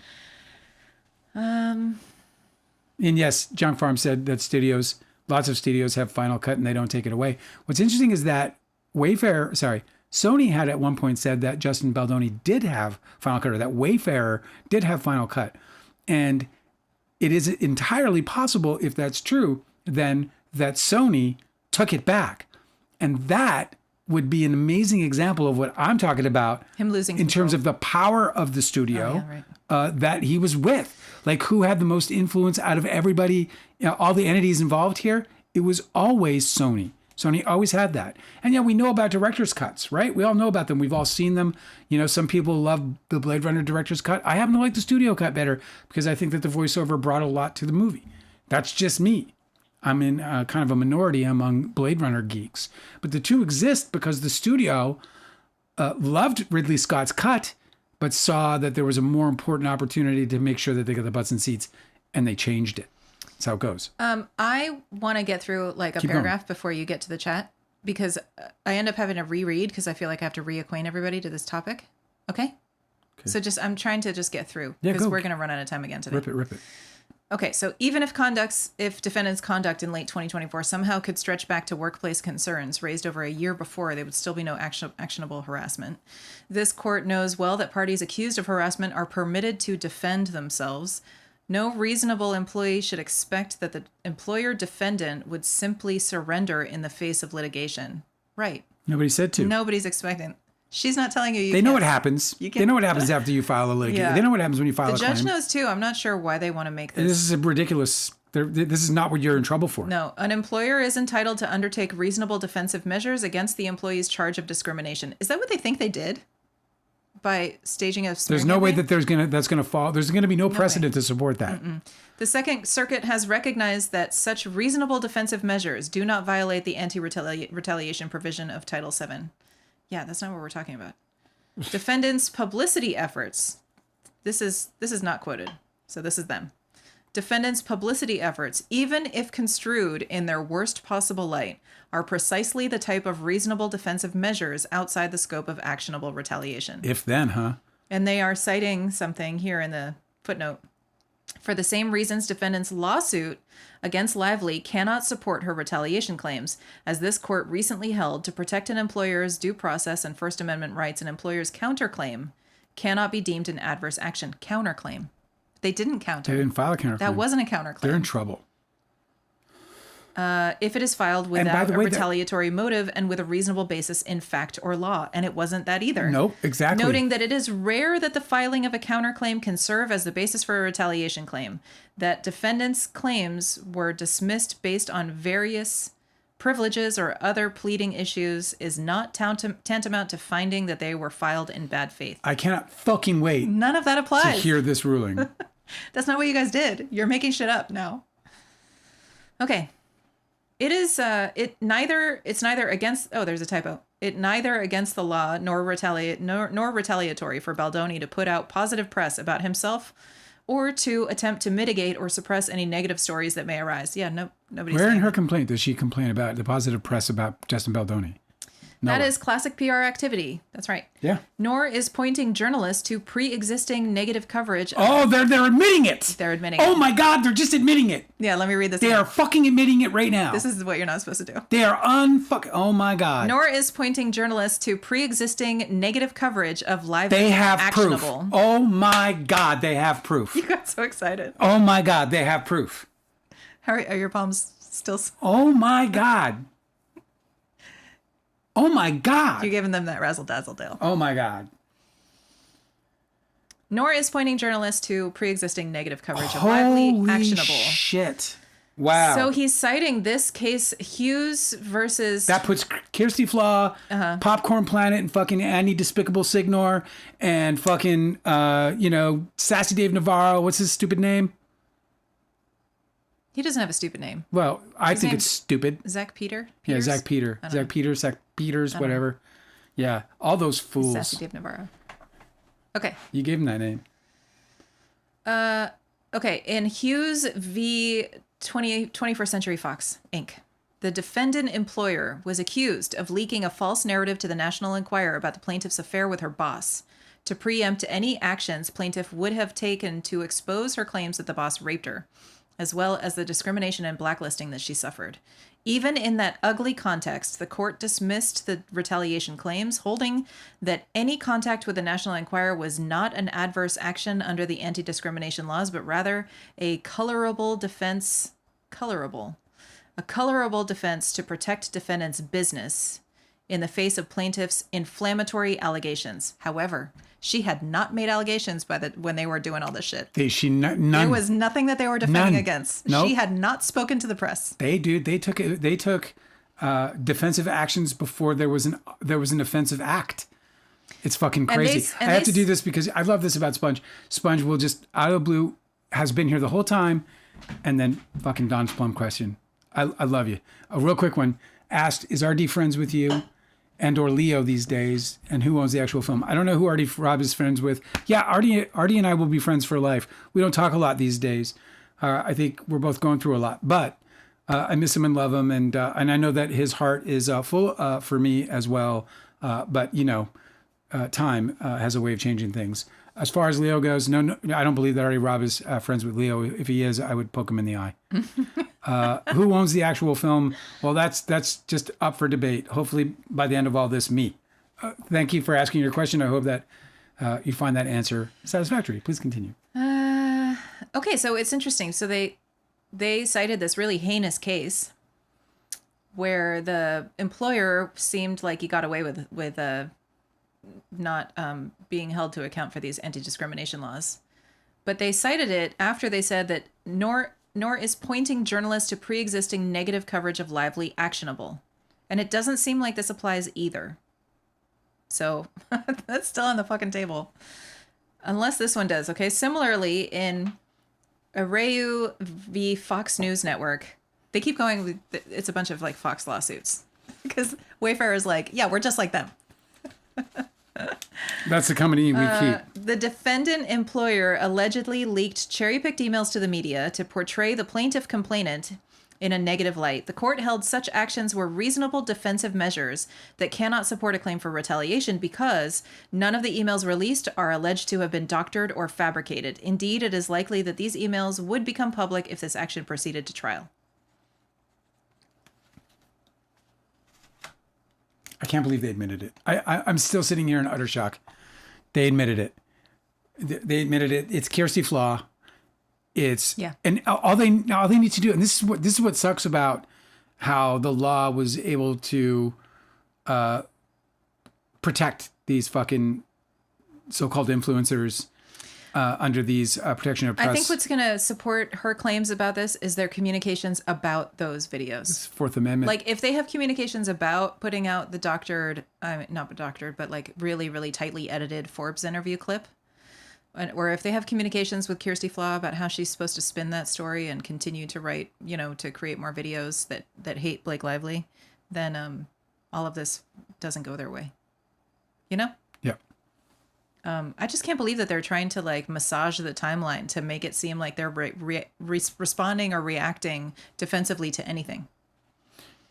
Sponge is asking for a novelization of Don's Plum. And I'll tell you what, that's an interesting idea. But something close to that, if you haven't read Too Real a Hollywood Memoir, you should. Because if you want something that's like deeply Don's Plum related, that's great. It's this book you'll love it. Go check it out on Kindle Unlimited. You can read it basically for free. You can get what you call it, a free trial it lasts like a couple months. The book will take you a week, maybe two to read, and you'll love it. I think you'll love it. You are a fan of the film, so I think you'll love it. Yeah. Thank you. Go ahead. Sorry. I got to take care of the Don's Plum fans, don't man. make excuse. No, that's fine. I got to take care of them. You know what I mean? You're just being really cute. It means so much to me that you love it when those people show up. It's really wonderful. Yeah, of course. It means so much to me. Okay, so they're continuing. Here, Lively has been unable to identify any instance in which any defendant provided false information about Lively to any member of the press or to any social media influencer. The point is they're supposed to keep her name out their fucking mouth. I don't understand why this is confusing for them. And by the way, you know what? If I, it has to be this way. You can't say, hey, you can't retaliate. I didn't. He did. And he has nothing to do with it. So I can't, because I'm the fucking guy who can't retaliate, whisper in my friend's ear, hey, go get a bunch of bad press about this chick. That's still retaliation. I know. If they're going and they're calling up Kirsty Flaw and they're calling up fucking Popcorn Planet and planting fucking stories, that doesn't make Popcorn Planet the fucking, the retaliator. He's just the stupid messenger. Again, like, I don't know why I just came up with it today, but like, why didn't they claim that there was no conflict whatsoever? Like, why are they trying to bury her instead of trying to make her seem like she was, like, everything was overblown? Like, it'd be so much easier. She wouldn't be able to, I don't know, man. I think it's based on the evidence. You have to remember that this summary judgment comes when discovery is finished. Why didn't the publicists decide to spin it that way? Yeah, right. That she was just overreacting and that there was no can't problem with believe it. anybody whatsoever. Such an easy spin. Well, it's because Baldoni wanted to fucking destroy her. He wants to know that she can be buried. So they were like, okay, we'll do that then. Fucker. Okay.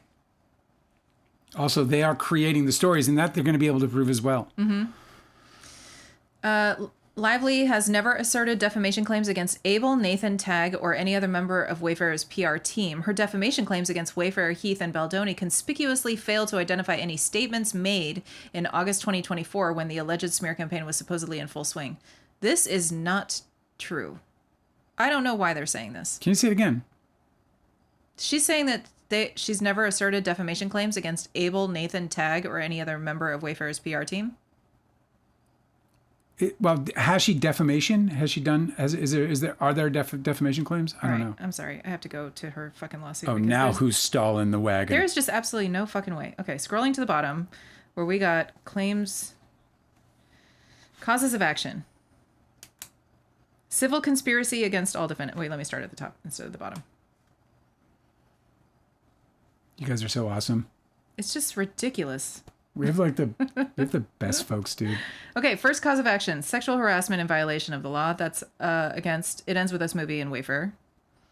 Second cause of action, retaliation in violation of the law against It Ends With Us. That's the other thing that Junk Farm said that I wanted to get in, is that the counterclaim is not her only retaliation claim.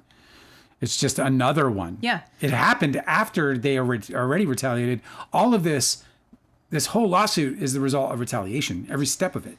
Third cause of action, sexual harassment against It Ends With Us movie, Wayfarer, Baldoni, and Heath. Fourth cause of action, retaliation in violation of the law against It Ends With Us and Wayfarer.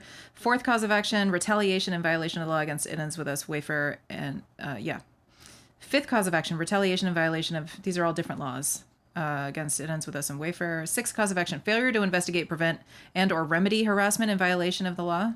It Ends With Us and Wayfarer. It's funny because they're like Donald Trump. They're trying to give credit to, they're trying to take Blake Lively's 17-point document as a step they took. Yeah. So they are cherry picking. So they're saying that there wasn't a defamation claim, but here we got seventh cause of action, aiding and abetting harassment and retaliation in violation of the FEHA California Civil Code against Nathan, Tagg, Abel, Wallace, and Street Relations. So there is no defamation claim. They're correct. Eighth cause of action, breach of contract, which is It Ends With Us and Wayfarer. Yeah. Ninth cause of action, breach of contract, same people.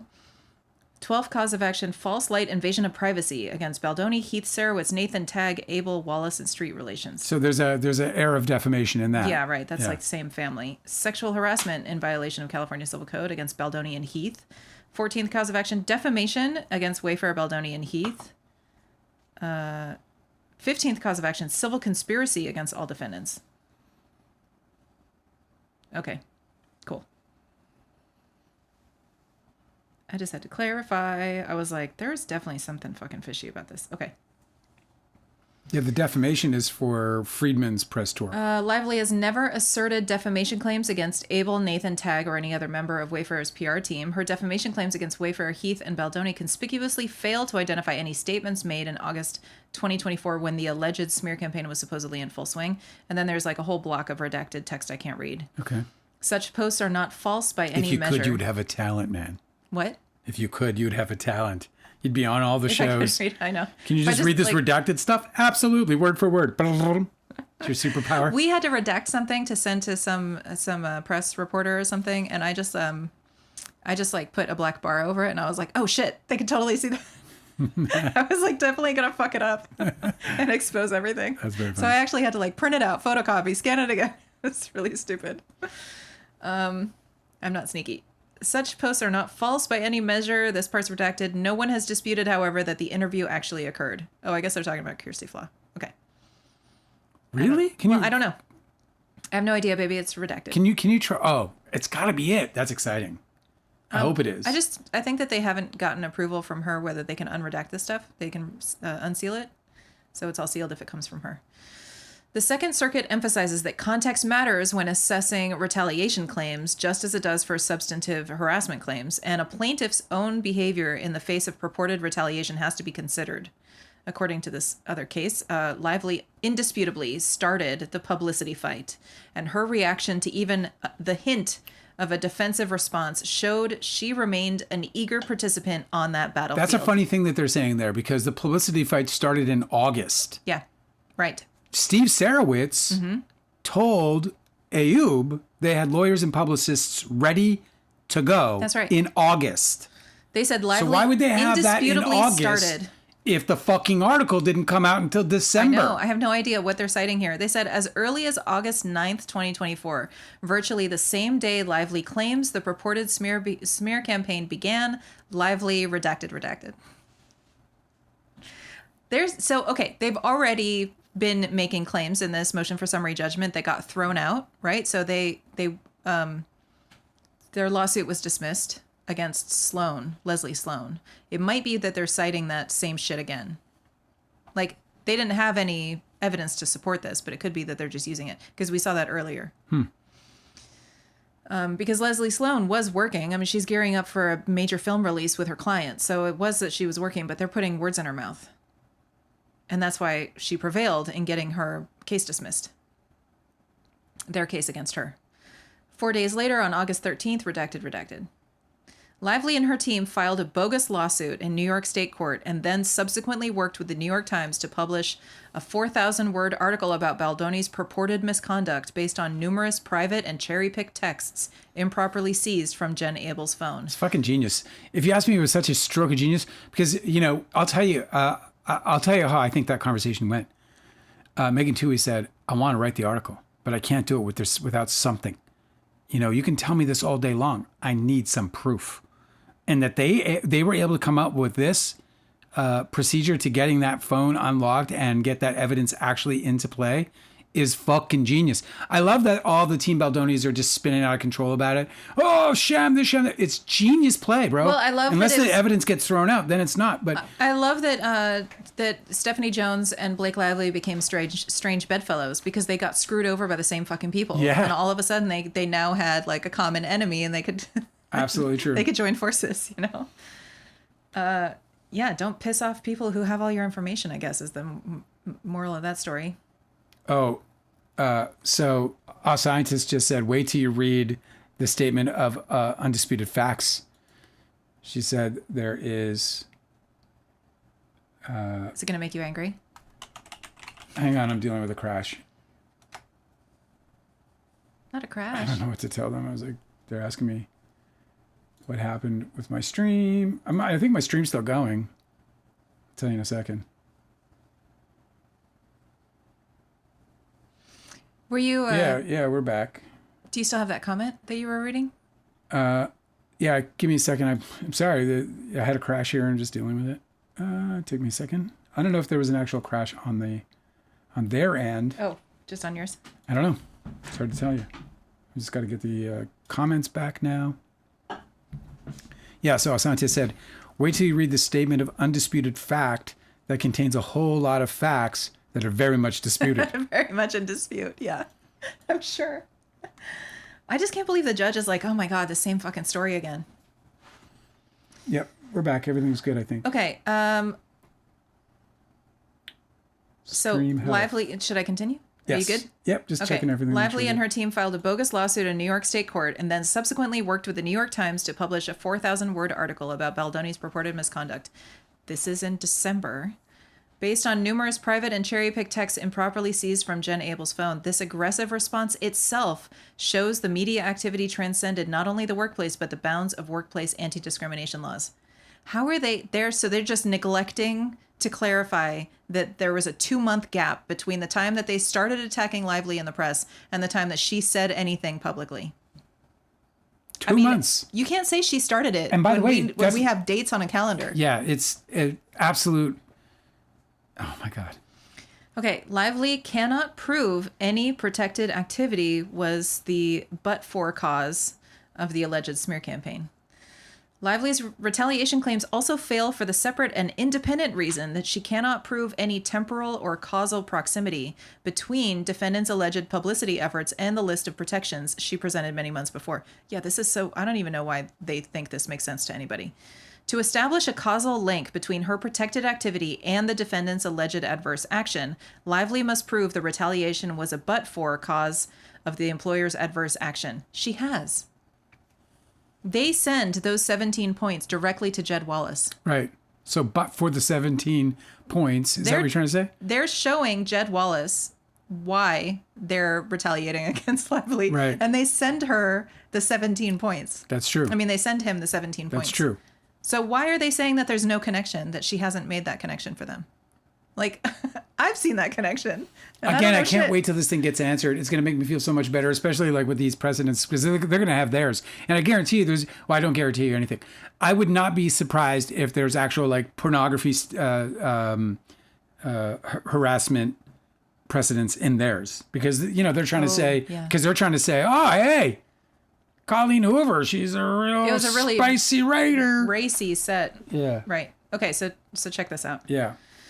They're quoting... sorry, my voice is so hoarse. I'm so that's sorry. Okay. Go ahead. They're quoting a previous case. It is not enough that retaliation was a substantive or motivating factor in the employer's decision. Rather, and now this is them speaking, Lively must prove that the negative publicity campaign would not have happened absent a desire to retaliate against her for her complaints. She cannot do so here. She literally has done that. She has done that already. I've fucking seen it, and I don't know shit about anything. Like, this is so crazy that they're saying that didn't happen. They have the publicists talking to each other about how she had those 17 points, and that draft letter that she was trying to get him to sign. They talk about that too. This is crazy. Okay. They say there's no temporal proximity between any claimed protected activity and any alleged adverse action. It's undisputed that Lively faced no real consequences for at least 8 months after presenting her protections demands. On the contrary, filming resumed, including filming all of Lively's intimate scenes without incident, and she alleges no act of retaliation during the subsequent months of editing. The long temporal gap between her protected activity and an alleged instance of retaliation alone defeats her claims. This is fascinating, because they're saying that she did not suffer any adverse reaction. I'm sorry, where is it?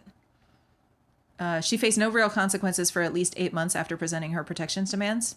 No, she didn't until they started a smear campaign, and we have the dates of that, and that is when she started to suffer her they're going to reputational damage. They're going to claim that Justin Baldoni it was like they knew flipped what a was fucking coming. Switch. He knew what was coming. Mm-hmm. He anticipated that she was going to file some kind of complaint, or he was afraid of some kind of complaint. The alienation that he felt after certain cast members unfollowed him on social media. No. This is specifically about, did she suffer any consequences as a result of her harassment claims? Yeah. And they're saying that she didn't for 8 months, and so we're good. But when they say 8 months, but that isn't true. When they say 8 months, what stopped that run of no consequences was them beginning a fucking smear campaign. Well, what I was about to say was that he took all these things and turned it into something it wasn't. There, he started the damages in August. Yeah, we know that. Early August. Yeah. And Blake Lively has that incredible graph in her I forget which document. It was her amended complaint. Yeah. In her amended complaint, she has that incredible graph that, clearly fucking illustrates, you don't see those kinds of, what do you call them? Swings. You don't see a swing like that without a cause. Right. At a movie premiere? without a cause. She just premiered not only a movie successful premiere, movie? a movie premiered through the fucking roof. Yeah. 120 million in the first 24 hours. People loving the thing. Opens up, does $340 million. And she's not even playing the villain. And her reputation falls off. She's not even playing the villain. What the fuck? I mean, it's so painfully obvious. I had this argument with somebody else on. It ends with lawsuits when I was saying, do you understand what happens to somebody in her position after they have a $340 million success story? Mm-hmm. Not this. Yeah. So they're citing this other case, which obviously has very different circumstances, but very different timelines. They said actions occurring approximately 3 months after protected activity are too attenuated to give rise to an inference of retaliation. Except she has the fucking text messages of them deciding to stir up shit, like fucking arbitrarily just deciding. Like Justin Baldoni got a fucking hair up his ass, got paranoid, and then started a fucking retaliation smear campaign, and it's all in text messages. Collecting cases holding a gap of between 3 and 6 months is insufficient standing alone to establish a causal connection. Well, it doesn't stand alone, so she's fine with that. Okay, should I continue? Yes, please. Lively cannot prove. How many pages are left? I have 30 pages. No, not that many. 20 pages. Keep going. Rip it. Lively cannot prove proximate cause. Significant intervening events between Lively's claimed protected activity and the alleged smear campaign also destroy any inference of causation, especially the but-for causation required here. It's ridiculous to suggest that but for Lively's airing of protections some 8 months earlier, defendants would not have hired PR professionals to help manage their reputations. Defendants would have reacted to Lively's onslaught of negative press against them, even if no concerns about their on-set behavior had ever been raised. They had a legitimate interest in protecting their reputations and the reception of their film after Lively isolated Baldoni from the rest of the cast and snubbed him at the film's premiere. That is, why didn't he sue Sony for that then? There is no snub. There is no snub. And yes, that would have been that would have been a Sony issue, not a Blake Lively. They keep rejecting it because they don't want to sue Sony, so they're trying to like create her as some agent to Sony for these decisions. Everybody on the cast didn't want to walk with him, but she's to blame. Yeah. These developments eviscerate any inference of a but-for causation related to events in the distant past.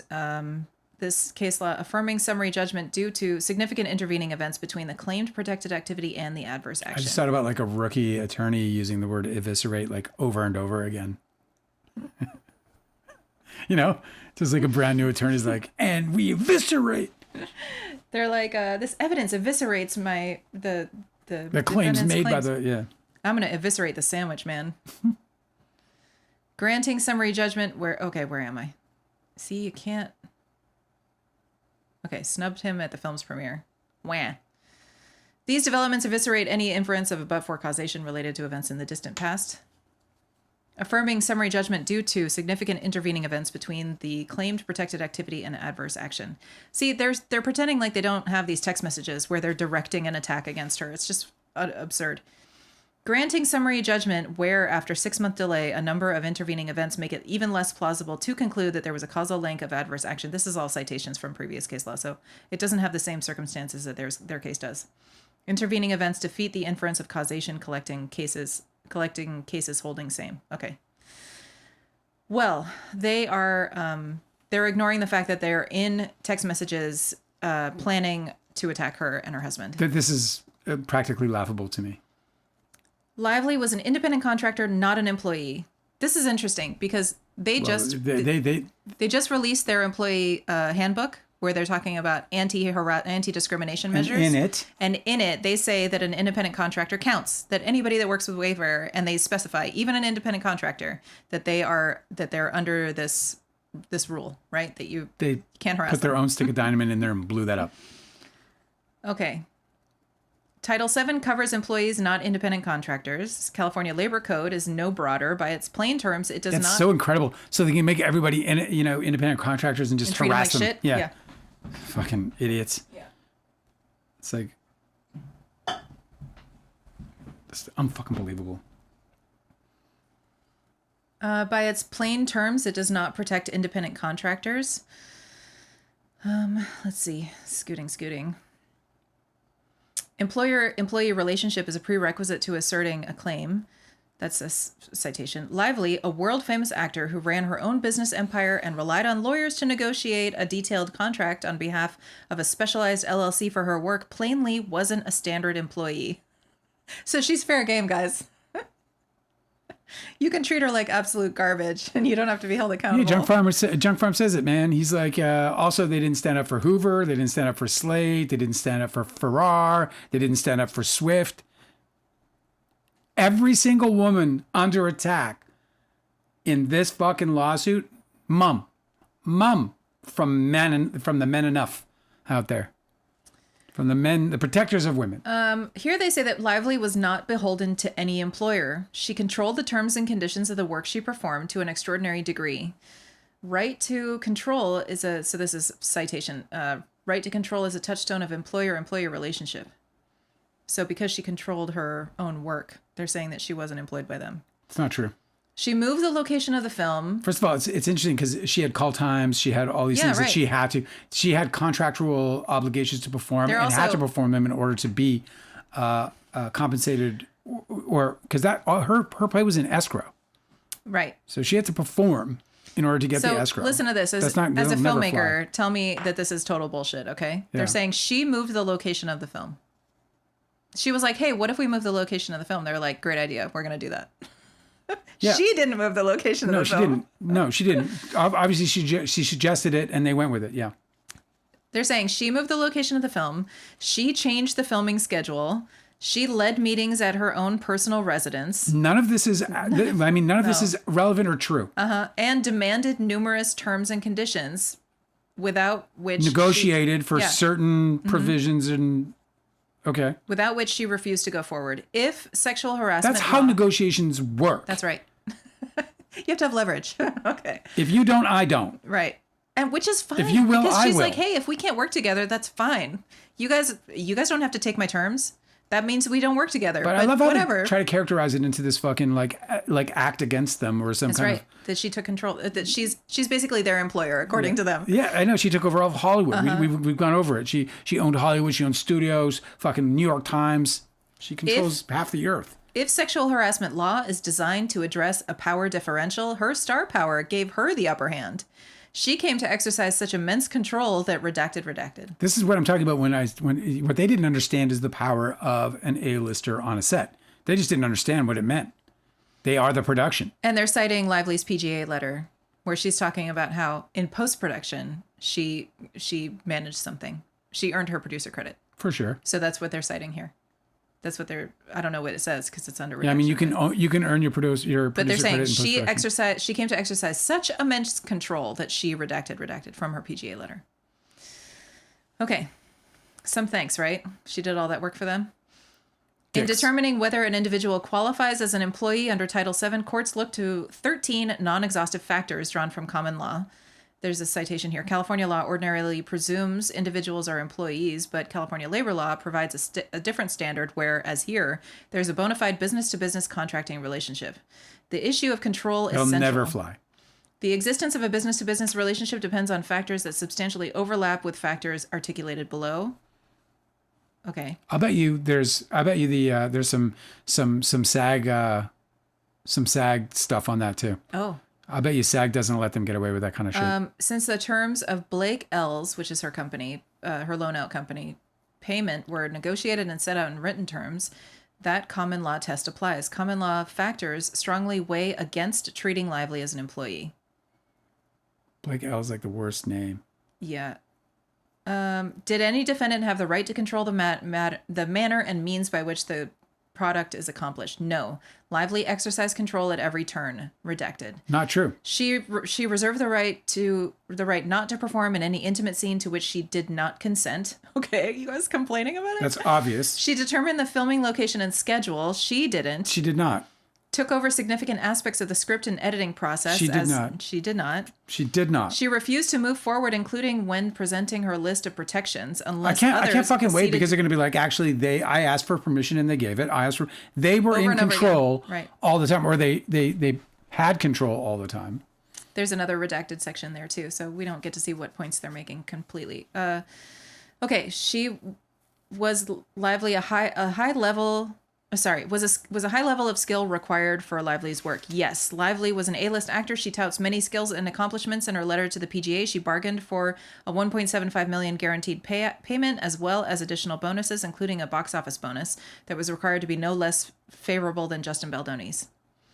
Who was the source of the instrumentalities and tools? Lively herself was the primary instrumentality of the acting work she performed, while Wayfair and It Ends With Us movie arranged for the set and paid for ancillary materials associated with the production. Lively made decisions and exercised creative control. She claimed credit for, among other things, redacted.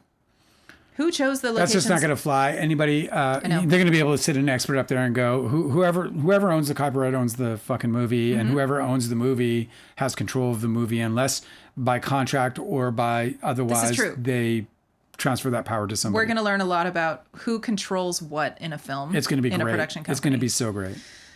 Who chose the location of work? And the answer is Lively told the redacted. She insisted shooting switch from Boston, where the film was set, to New Jersey, a location more convenient to her home. Okay, insisted? What does that mean? Because they certainly decide. It's a lie. What it is she made a case and said, if you want to shoot it in Boston, you could just as well shoot it here. It's not like you're getting any kind of tax, any kind of breaks there. There's better crew here. We have more resources. She sold it like anybody else would. It's probably better driving and parking, too. She had no control to do that. Right. None. She retained pre-approval rights as to any shoots in other locations. Okay. This is what we've said all along. They just fucking said yes to a bunch of shit and then blamed her for it. And didn't mean it. What was the duration of the relationship between the parties, and could any defendant assign additional projects to Lively? The relationship was limited to the duration of a single project, the film. And then they're citing a quote here: independent contractors are typically hired only for particular projects. That party is paid based on project completed indicates contractor status. Did Lively have discretion over when and how long to work? It shouldn't in this case because it's a carnival. The whole thing went away. Did Lively have discretion over when and how long? It's actually worse than a carnival. No, it's true. Like the whole company ceases production. Yeah, when she's there's she was there for the duration of the entities. Especially because she's promoting the finished film, so she's there all the way to the bookend. The duration, for sure. Okay, so did Lively have discretion over when and how long to work? Yes, that was an extensively negotiated aspect of the offer letter and the never exxited actors loan out agreement. Negotiation. They say never executed because she doesn't sign it, but it was most certainly executed. It was obviously executed, but there, the latter part or the former part is also bullshit. What was it again? Yes, that was an extensively negotiated aspect of the offer letter. It's negotiated. There you go. It's not demanded. Under the financial terms in the unexecuted actors loan out agreement, Lively. These guys are like weak sauce in negotiations, and they want to turn it into demands. I can't believe that they want to work in Hollywood ever again after this, because they're saying that sexual harassment is fine, and they're also saying that they don't want to protect employees in this working arrangement. If you're an actor and you work just like an actor does, you don't get protected by the law. On a Wayfair production. Mm-hmm. Lively was also entitled to receive payment for any day she worked beyond the agreed on schedule at a weekly rate of, that's a big number. Her weekly rate is $291,667.67. Good for her. I would fucking faint. I know, must be nice. My weekly rate, I would faint. I would also work 1 week a year. Also, when people are saying about the dance scene, they're like, why didn't she just walk away? I'm like, she's getting paid a lot of money to be there. She's going to try and do her best. It's even worse than that. And bear it. It's even worse than that. She understands that she's got also on her shoulders all those other paychecks, bro. Yeah. She knows. Mm-hmm. She knows. We saw a video where she got squealing excited because somebody won $2,000. I thought that was a really revealing moment of her and shows how much she actually understands the people she's working with, because it's very easy for people who are as wealthy as her to look at the $2,000 like a napkin fell off the table. You know what I mean? Right. Yeah, there it is. Good for you. Instead, she's jumping all around because she knows that $2,000 is going to make a more substantial difference to a crew member than obviously it would to her, which is like a pair of shoes that she doesn't need. What method of payment was used? This is tedious, but I'm getting through it.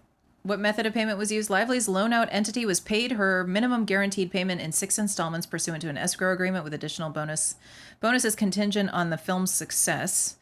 They're citing another case 300 G's a pop almost. That plaintiff invoiced payment from defendant under the name of his business weighs in favor of independent contractor status. What was Lively's role in hiring and paying assistants? It was extensive. Lively claimed she personally redacted. According to her PGA letter, she was also redacted. Her PGA letter is cited again. Under the unexecuted actors loan out agreement, Lively would also have had the right to select her personal assistants, nannies, and security. Of course. Were defendants in business? Can you imagine like being assigned a nanny for your kid?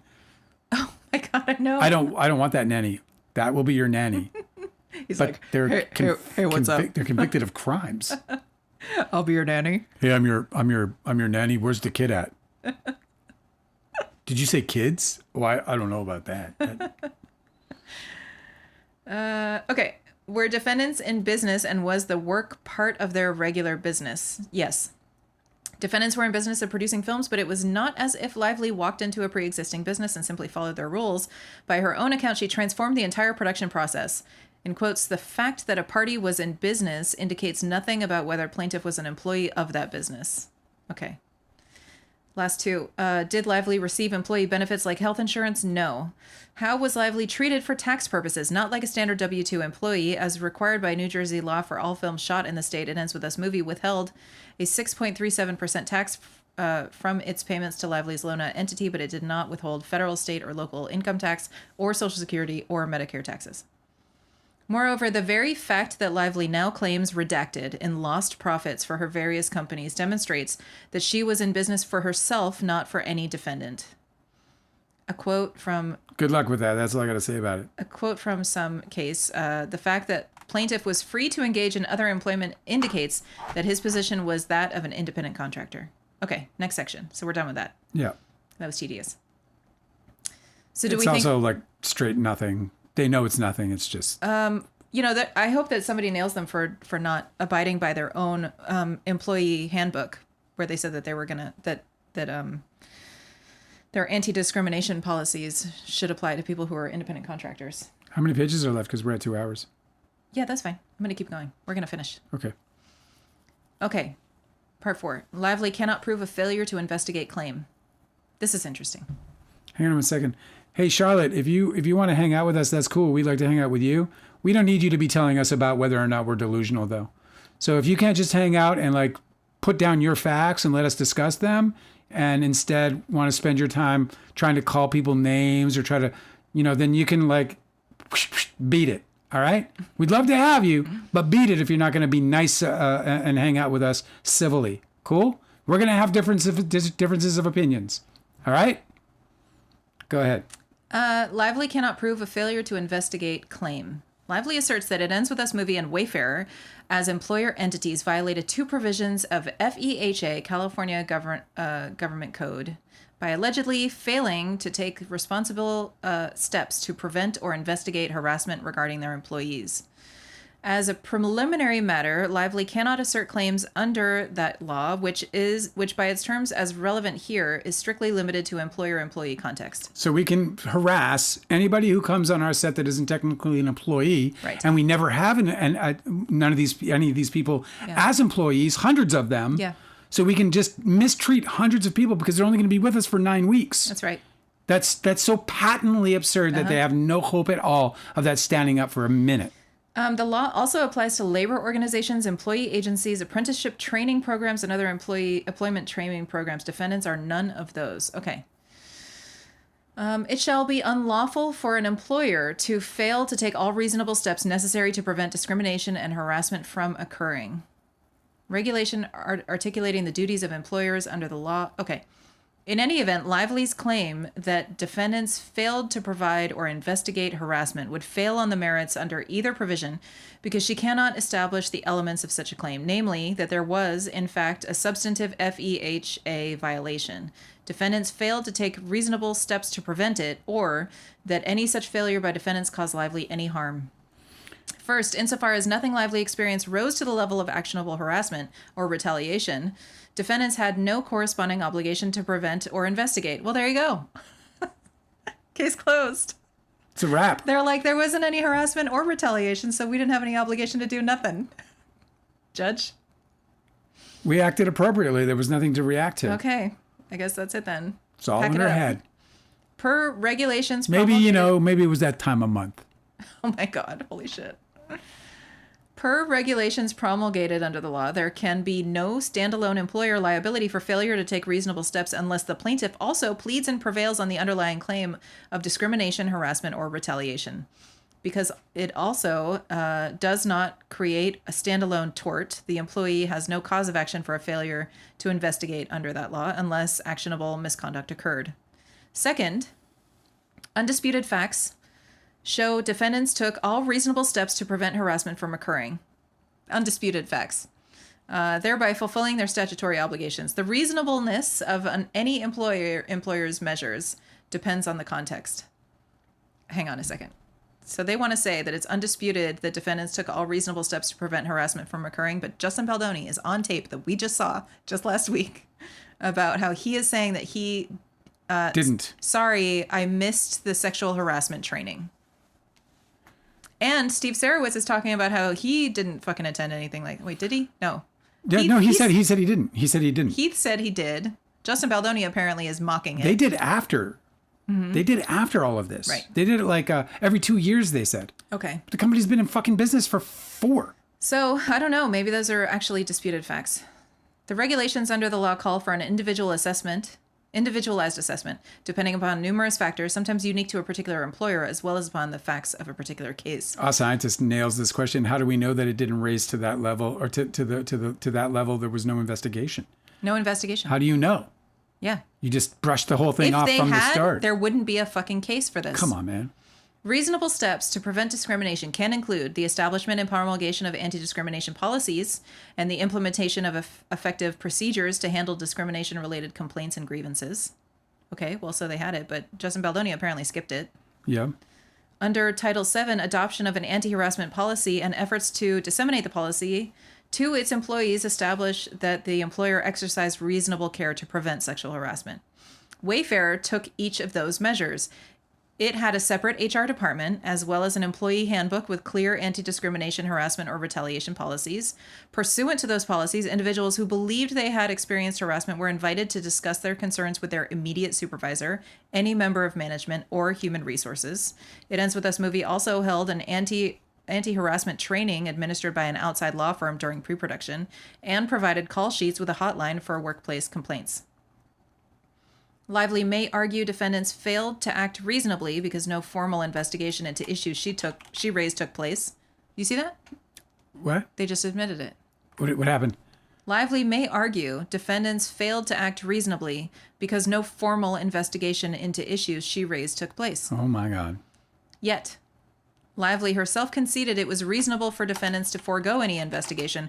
Her lawyer offered a proposed list of protections in lieu of a more formal HR process. The legal significance of her specific request not to investigate is that it shows defendants' alleged decision not to do so was perfectly reasonable. Bitch, that was 2 months after. That's absurd. She had to call that meeting with her lawyer because you guys didn't do anything with your fucking HR, any formal HR investigation. I love process. how they keep fucking telling on themselves too. They're fucking dunking their own case. It's crazy. Why did her lawyer have to say that? It's because you guys didn't do anything and it had to be brought up again. With what you described was a litany of problems. Okay, in the Title VII context, an employer may avoid liability for coworker harassment where the plaintiff employee unreasonably failed to take advantage of any preventative or corrective opportunities provided by the employer. She, according to her, she didn't call tried. the 800 number? According to her, she tried. She tried the 800 number? And that's why she tried Sony, and Sony kicked her back. That's It was right. like, that's not our deal. Yeah, Third. good luck with that. There's evidence. Third, Lively cannot prove, as she must, that any technical failure to investigate or remediate was a substantial factor in causing her purported harm. The no harm, no foul defense? Is that what we're doing? I don't know. I don't think that's what that is. Okay. No formal investigation would have made any difference because defendants simply acceded to Lively's requested protections and demands 2 months after the fucking incidents.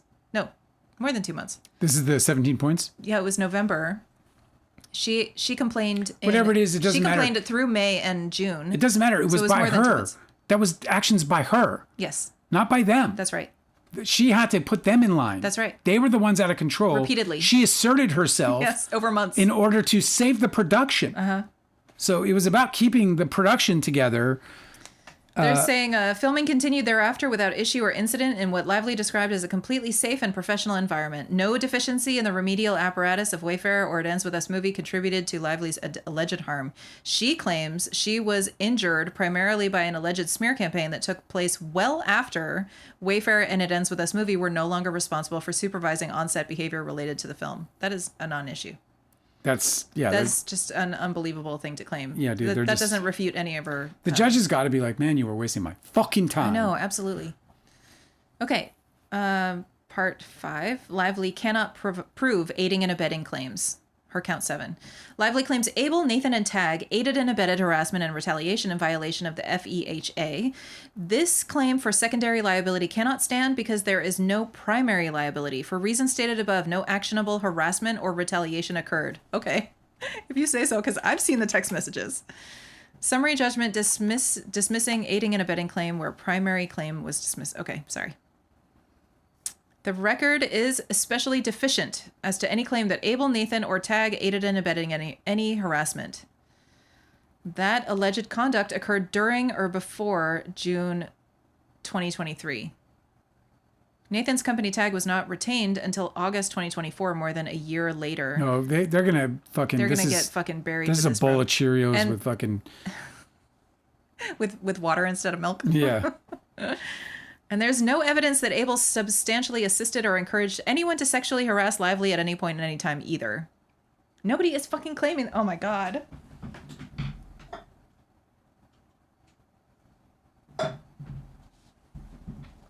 Did you see that distraction that they just did? Yeah. They said Abel didn't even do any sexual harassment. No, it's retaliation, you fucking dummies. We know. Okay. She did call your fucking client a bonehead, though. Okay, Lively's contract claims, count 8 and 9, fail. Lively's contract claims against It Ends With Us movie and Wayfarer are based on 2 putative arguments. I don't know that word. Putative. Putative? Yep. P-U-T-A-T? Yes. But what she calls the actor loan-out agreement and the contract writer agreement, but neither is enforceable by Lively. The actor's loan-out agreement was expressly subject to multiple conditions, precedent. Reputed to be. Okay. Based on 2 reputed arguments. Okay. The actor's loan-out agreement was especially subject to multiple conditions precedent that were never fulfilled, and no final agreement was ever reached nor signed with respect to its material terms. The contract writer agreement was, by its terms, to be incorporated into the unexecuted actor's loan-out agreement as an amendment. It was therefore subject to the same unsatisfied conditions, precedent, and incomplete formation, and also was not independently supported by valid consideration. And even if the actor's loan-out agreement and the contract writer agreement were enforceable, Lively's claims would still fail for multiple reasons. So if she wanted to tell them that they no longer have the right to her likeness and that they couldn't put out their film, they're saying that she could? No. Because her contracts are Impossible. invalid? Impossible. So that's a straight up lie, because her likeness on the film gives consent. No, I understand. So why are they saying that those contracts can't be upheld just because it doesn't have a signature?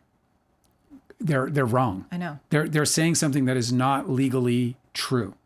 Because they would be in a world of pain if she was like, "Oh, you know what? You're right about that." If you think Sony, which is they have 10,000 employees, probably 3,000 of them are fucking lawyers. Yeah. You know what I mean? That's right. If you think that Sony is going to allow the main star with the biggest play and the most important fucking role in the entire thing to be capable of leaving the production high and dry, I mean, then I guess you'll believe anything. This is her contract claims. This is in regards to Lively's causes of action 8 and 9. I have lost my patience for this document, so I'm not going to read any more about this contract. Lively cannot enforce either alleged agreement. They're citing a bunch of shit. Okay. Yeah, I don't think we need the precedent. It makes me nervous anyway because I don't understand it. fully in terms of how to fight it or argue it or even counter it in commentary. But Even if the actors loan out agreement and the contract writer agreement were enforceable against the entity defendants, Lively's breach claims would fail as a matter of law. the old if then, yeah. Then, even if notice were provided via Lively's counsel November 2023 email, the entity defendants indisputably cured any potential breach based on alleged sexual harassment. Do you want to hear that one? Did they? Yeah. Okay. It's undisputed. Again, it's undisputed. I don't even know why we're in court, guys. It's like none of this stuff is is being argued about. It is undisputed that when work resumed after the writer's strike and following receipt of Lively's list of protections, there was no recurrence of any alleged impropriety. Work on the set proceeded without issue Because or of Blake Lively. Yeah, thanks to her. Without a single concern raised about even a single item that might give rise to a potentially hostile work environment. As a result, any source of discomfort that could arguably give rise to a claim for sexual harassment had been completely cured. Per the notice and cure provisions underlying both the actors loan out agreement and the contract writer agreement, any noticed sexual But it harassment... wouldn't fucking matter if you've retaliated afterward. Like if you cured those things, I know. and then you killed her afterwards, you still killed her, bro. Yeah, actually, you have no fucking reason to do it. Because you were on the up, right? It means like if you thought that you cured it all, then how come you don't think that you're in the clear? Why are you retaliating against her? It makes no fucking sense why they clearly wasn't tried cured. to attack her. You know, the texts from Justin Baldoni to Jennifer Abel, and then Abel's text to Nathan, it's all there. Any noticed sexual harassing conduct having been cured cannot constitute a breach of her contract. While Lively claims separately that the contracts were breached based on acts of retaliation, there was no actionable retaliation, let alone any temporal or causal nexus between the alleged retaliation and any concerns Lively had raised. This is just, it's wild that they're saying that when we've seen these emails. In an altogether different context and in an altogether different stage many months before. Okay, but like, how did Melissa Nathan get a hold of her 17 points to send to Jed Wallace? Yeah. If they weren't provided by somebody at Wayfair. What are they fucking claiming? It's crazy. They're pretending this shit doesn't exist? I guess. Even if there was a breach by It Ends With Us Wayfair, It Ends With Us movie, Wayfair would not be liable because Lively cannot establish alter ego liability. So I'm going to skip that part. Because they're trying to say it was the movie company, not any of us, responsible. Okay, Lively's alleged damages for breach are barred by the limitations on damages provision of the actors loan out agreement and are not cognizable in any case. This is still her contract stuff, so I'm just going to skip this. Okay. Is that okay with you? I mean, I'll read it if you want me to. No, I don't think we need it. Lively's contract claims are improperly duplicative. So that's interesting. This is one of the things I think that she's actually going to have a hard time with. She's making claims and then citing law and then citing more law on the same claims. And I think that what's going to happen ultimately is that maybe that'll get whittled down. It will. Because this duplicative, what is it, like double jeopardy type shit? Well, it's not double jeopardy, but it's saying you can't have them both. You can have, right. one or the other. And she's probably... And she gets the strongest she's probably waiting to see which one has the strongest chance at a judgment. Okay, Section 7. The defamation and false light claims counts 12 and 14 fail. New York law applies to Lively's defamation and false light claims. A federal court sitting in diversity or adjudicating state law claims that are pendant to a federal claim must apply the choice of law rules of the forum state. So under New York law, choice of law rules, the first step is to determine whether there is an actual conflict between the rules of the relevant jurisdictions. Here there are conflicts. New York does not recognize a cause of action for false light, invasion of privacy. New York and California defamation law, while similar, also conflict in certain respects. This is one of the reasons why Baldoni's case was thrown out. Because he was trying to claim extortion, and they were like, I don't know if you can do that in New York. A tort case. New York applies the law of the state with the most significant interest in the litigation. In a multi-state defamation case, the plaintiff's domicile will usually have the most significant relationship to the case, and its law will therefore govern. This is a presumptive rule, which is overcome only if some other state has more significant relationship after taking into account where the plaintiff suffered the greatest injury, where the statements emanated and were broadcast, and where the activities to which the alleged defamatory statements refer took place, and the policy interests of the states whose laws might apply. So they're saying California law might not apply even though it's a California company and the defendants reside in California because the things that happened to her in New York. Well, I mean, good luck with that again, because the parties already agreed to litigate under California law. So I have a hard time believing the judge is going to suddenly now find that the law doesn't, the agreed upon, law is now somehow invalid. Good luck with that. I think that's just them, again, throwing everything out there, right? Yeah. I bet you the judge doesn't even read those. I bet he just starts it, goes, blah, blah, blah, no. First, Lively resides in New York. So they're saying like she's claiming grief and anxiety that would be including her reputation in her own community. Well, it's around the world, so this is true. Yeah. So the harm she complains of is personal harm in New York, and it's not. They can't say that. I mean, she's got a global reputation. So yeah, there's based on allegations that all defendants transact and solicit business within the state, so she doesn't have committed the tortious acts described in this complaint within the state, and or have committed such acts outside of the state causing injury to plaintiff within the state. Yeah, a scientist is saying that there's a contract between the parties to use California law. Yeah, right. I thought they figured this out when they chose their venue. So now they're trying to say, well, only the laws that we want. Second, the complaint of statements largely emanated from New York. Lively's allegations are largely based on statements disseminated through publications and other media outlets headquartered or based in New York, including the New York Post, New York Times, USA Today, People Magazine, Page 6, The Megyn Kelly Show. New York has a strong interest in establishing defamation standards for media outlets domiciled in the state. Third, the allegedly defamatory statements refer to activities in New York and its environs. Lively alleges defendants launched a coordinated campaign to cast her in false light during the publicity and promotion of the film and thereafter, and points to statements related to conduct on set. The film was primarily shot in New Jersey, and the premiere and some production took place in New York. Many of the statements concern responses to the New York Times article about the dispute or the allegations filed in this court. The only relation to California is the general involvement of Hollywood's entertainment industry and the fact that 2 uneventful days of shooting took place there after Lively's concerns were resolved, which they weren't resolved.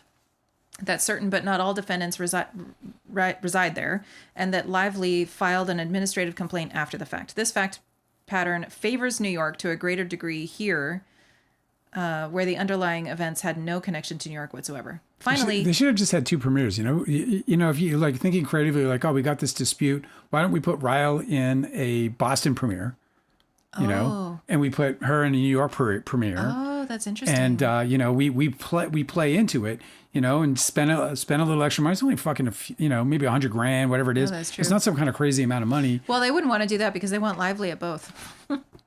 Because she's the star. Well, no. That's what I'm saying. You don't have Lively at both. You give Justin his little premiere. He would love it. He would love his own little party. Yeah.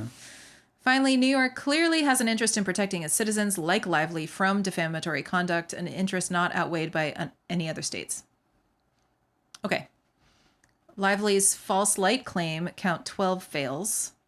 They said the false light claim cannot proceed because New York law applies, and New York does not recognize the tort of false light invasion of privacy. Summary judgment on that claim must be entered for defendants. Lively has no standing to bring a false light claim. Even if California law applies, Lively lacks standing. The false light claim arises from the California Constitution, but the California Constitution expressly grants Californians a right to privacy and thus does not apply to Lively, who resides in New York. It's an interesting argument for sure. Mm-hmm. Because Lively is not a California resident, she may not bring an invasion of privacy claim under the California Constitution.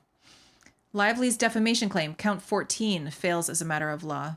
Nor can Lively establish a triable issue for her defamation claim. Lively generally contends that Wayfair, Baldoni, and Heath, the defamation defendants, through their agents, published false statements asserting that Lively's allegations of harassment filed with the California CRD and this court were false and fabricated.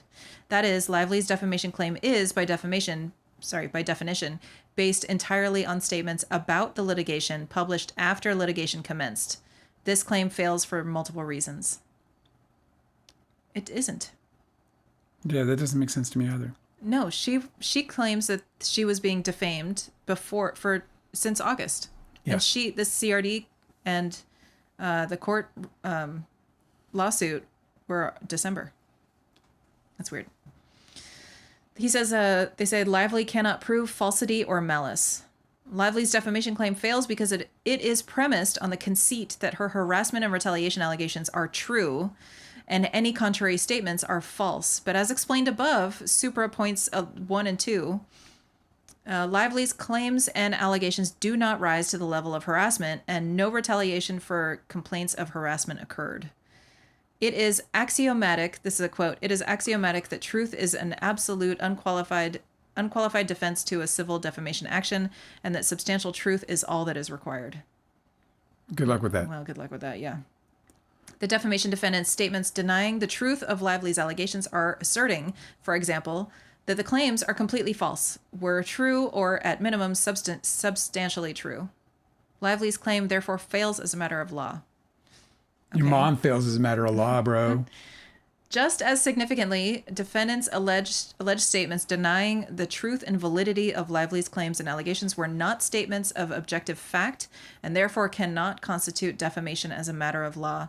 The Second Court confirmed just this last week whether, a quote, whether conduct arises to the level of harassment and what is meant by the term is often a subjective inquiry that permits differing opinions among those involved in or aware of the alleged conduct. Call in the experts. Okay, but that doesn't refute it.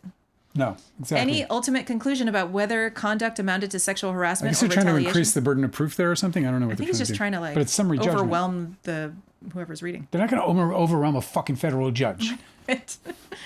Any ultimate conclusion about whether conduct amounted to sexual harassment or retaliation is a subjective one or a legal one. And statements expressing such conclusions, therefore, cannot, without more, constitute actionable defamation under New York law. Dismissing defamation claim because statements that defendant was stalked and harassed. This is a quote from another lawsuit. Was so stalked this is all a false light? No, this is defamation. Because this is the defamation, I guess, again. Okay. Okay, I'm going to skip that. General denials of accusations are not actionable as defamation. Only statements of facts or mixed opinions that give the impression that the speaker has information known only to him, which support his opinion, can serve as the basis of a defamation claim. Well, you know, I'm sorry, but Justin Baldoni sending to his publicist, we need something like this, and it is a fucking an article about another woman. Like he's bullying another woman. He's clearly directing them to invent a story about her because he's not giving them a story about her. And it wasn't the first time. Yeah. He did it again with Ryan Reynolds at the behest of Steve Sarowitz. This is defamatory. But they literally, which is to say that they conspired together to create stories that were untrue and that they could flip the narrative onto these people to create lies and ultimately damage to their reputation. I think that's going to be easy. Again, all of this, he literally admits to it. It's just really strange that they're telegraphing every single one of their arguments so that their lawyers can very easily have like a roadmap to whack-a-mole them on all this stuff. I hope that what we see in maybe not in this response necessarily, but in the trial, that they can correlate things like Ryan Reynolds and, Blake Lively having the same type of attacks at different times, for being like, whatever off color or whatever the term is with their booze sales, for example. Right. Statements about whether or not there was a smear campaign are, for the same reason, not actionable. Smear campaign lacks any precise definitive meaning such that statements denying the existence of such a campaign reflect constitutionally protected opinion. Likewise, assertions that, for example, Lively was pushing her own self-serving and selfish vendetta, that was a quote, her own self-serving and selfish vendetta, and her claims were outrageous and intentionally salacious, are likewise precisely the sort of opinion statement that cannot be objectively proven and is therefore not an actionable basis for a defamation claim. For substantially the same reason, Lively cannot prove the requisite malice. As a public figure for purposes of First Amendment analysis, Lively must demonstrate with clear and convincing evidence that the defendant realized that their statements was false and that they subjectively entertained serious doubt as to the truth of their statements. Lively contends that the defamation defendants knew their allegations were accurate because they signed the CRA and knew that Miss Lively was not alone. That's a quote. The CRA was not by its... I think defamation's, it's tough for everybody. Yes. It's just tough. The CRA was not by its terms an acknowledgement of any past conduct. It was expressly forward-looking. But even accepting Lively's spin on the document, it shows at most that defendants knew complaints were raised, not that the complaints were true. But they don't deny that what she experienced happened. they're going They to be able don't to deny that they did the things that she's Exactly. complaining about. and they're the boss. They're they're not factoring true. into that. They're saying and we're true. There's no one to investigate Oh my God. because the buck stops there. It was like, complain to your supervisors. Yeah. They're the fucking supervisors. Oh my God. The defendants are the supervisors. The alleged, okay, so this next section, the allegedly defamatory statements were absolutely privileged. This is their privilege argument again. Lively's defamation claim also fails because it's based on statements that are absolutely privileged under New York law. New York's fair reporting privilege protects any fair and true report of any judicial proceeding, legislative proceeding, and or other official proceeding. Except, Oh, sorry, because Okay. I keep forgetting that there this wasn't defamation anything is like that happening in August. no, and also the publishing of a website is certainly can't fall under anything any guidelines set by New York law. Right. I mean, come on. Maybe. There's literally not an attorney that I saw commenting on it that were like, every one of them, friends of him were like, yeah, it's kind of a weird thing to do. Yeah, of course. Because Yeah. nobody does it. Seems really fucking risky. Yeah, it's like, what are you doing that for, I wonder? Oh, Here, maybe to defame somebody, maybe. Okay, so this is really interesting. They're specifying the post-litigation statements that Lively claims were defamatory. I also think, like, what did Brian Friedman say? Like, as I sit here, and I can't answer that question definitively, but I did look over all of their interviews, Brian Friedman's, and the TMZ interview most recently, he was like, Johnny fucking compliant, but the Megyn Kelly interview, Yeah. I mean, he said some defamatory shit about her. He's I can't remember what they were, but I mean, he said definitively shitty things that Yeah. he couldn't possibly know to Gotta be true or watch it false. again. It's terrible. Yeah, go ahead. Okay, so here they're specifying the post-litigation statements Lively claims were defamatory, all merely repeat allegations defendants had already asserted or would soon assert in this action. Okay, so they're fucking admitting it. They're saying that the post-litigation statements that she claims are defamation aren't, because they're just reporting on what's in the litigation. But what about what happened in August? What about all of those text messages that I've been reading for everybody about how they're planning to attack her in the press and make her look bad?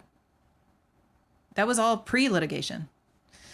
So they're saying the post-litigation statements Lively claims were defamatory all merely repeat allegations defendants had already asserted or would soon assert in this action, namely that Lively's allegations of harassment and retaliation were false and self-serving and could not constitute actionable claims. Except all that's false, though. They couldn't be self-serving. It is shameful that Miss Lively and her representatives would make such serious and categorically false accusations with defendants, describing... Shaming the victim now, are we? Yeah, that's a quote.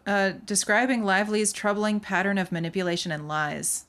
Oh. The fair report privilege applies to a party who communicates a complaint to the press before that complaint is publicly filed. Okay, but...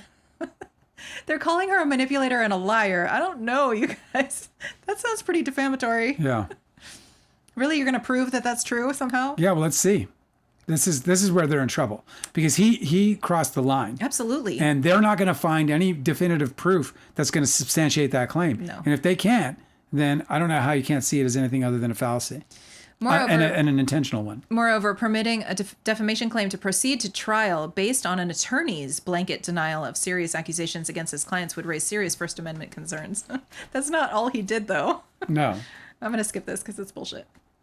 Anyway, we know what Brian Friedman said, and that they're saying that he's allowed to because he's an attorney. Yeah, no. Everyone his talked client. about how he was using the lawsuit as a means to defame her. Okay, this section, Lively's conspiracy claim, count 15, fails. Lively's conspiracy claim fails for several independent reasons. First, there can be no claim of conspiracy where, as here, there is no actionable underlying tort. Second, even if Lively had a viable tort claim, her conspiracy claim would be entirely duplicative of it and should be dismissed on that grounds as well. Third, outside of a tort liability, no claim for conspiracy will lie. A breach of contract may not serve as the basis for a civil conspiracy claim. Nor does New York civil conspiracy law extend to Lively's federal and state statutory claims. Because plaintiff, this is a quote, because plaintiff has asserted other statutory mechanisms by which she may obtain a remedy, her common law claim of conspiracy is preempted by such acts. It's a little lawyer speak for me. That's a little over my head. Well, I mean, it seems to say that if there was a remedy or she sought a remedy or there was already a remedy, then she can't make a claim against something. Duplicative. That was, yeah. Okay. I don't know if that's true. Part 9. There's no basis for liability against defendant Sarowitz. Lively alleges only 2 claims against Sarowitz, false light and conspiracy, for the reasons... And too tall. I think he's being charged with being too tall. For the reasons discussed, these claims fail. Even if these claims could proceed against any defendant, no reasonable jury could find Sarowitz liable. His exceptionally limited involvement confirms why, and the record is devoid of any facts implicating him in either claim. Sarowitz is the majority investor in Wayfarer Studios and provides the studio with financing. He played no role in the production nor marketing strategy of the film, visited the set only twice, and played no role overseeing press concerning the film or this dispute. Exactly. Like, so why does he say he knows anything? Lively's claims against him are predicated on overblown comments that are taken out of context. For example, Lively alleges Sarowitz stated he would spend $100 million to ruin Lively and her family, but the discovery record confirmed Sarowitz did not make any such statement. Excuse me. Well, we're talking about the 100 million. Maybe Yeah. you didn't. I didn't see an actual statement. And at all times was focused only on defending himself in the studio. Lively also quotes a surreptitious You recording. can't do that, I know. fool. That's precisely what you're not allowed to do. Lively also quotes a surreptitious recording of Sarowitz in which he states, "There will be 2 dead bodies when I'm done." But as that recording makes clear, Sarowitz was speaking only in metaphorical terms. That does not make it clear. He spoke quite literally. Well, no, he backed down. So, but just because, it's just, which one don't you believe? You get to, it's like pick which one you don't believe. There's no fucking way to know which one he was sincere about. I'm sorry, but you can't say it's one thing and not the other. If it can be that he was insincere because he said the other thing, then he could have said the other thing to dilute his sincerity for the threat. I mean, it's. So you can just make literal death threats to people and just be like, "I was fucking joking." JK. And like, get away with it. Yeah. Toby Maguire threatened Artie Robb to Jerry Metters. And he said to Jerry Metters, if I had connections to the mob, I would have Artie Robb killed. Like, those were the words he said. Now, later, he defended it by saying, yeah, but I said it in his deposition. He was like, yeah, but it's kind of like But I said it. I may have said it, but I said it in a joking manner. In a joking manner. By the way, when I asked, and everyone's like, who fucking jokes about that? Yeah, who the fuck jokes about that? Jokes about this? Steve Sarowitz, you got a real fucking weird sense of humor. And when I asked Jerry Metters about that afterwards, Jerry's like, no damn way that was a joke. It seemed very sincere to me. He was only speaking in metaphorical terms about saying there will be 2 dead bodies when I'm done. I'm sorry.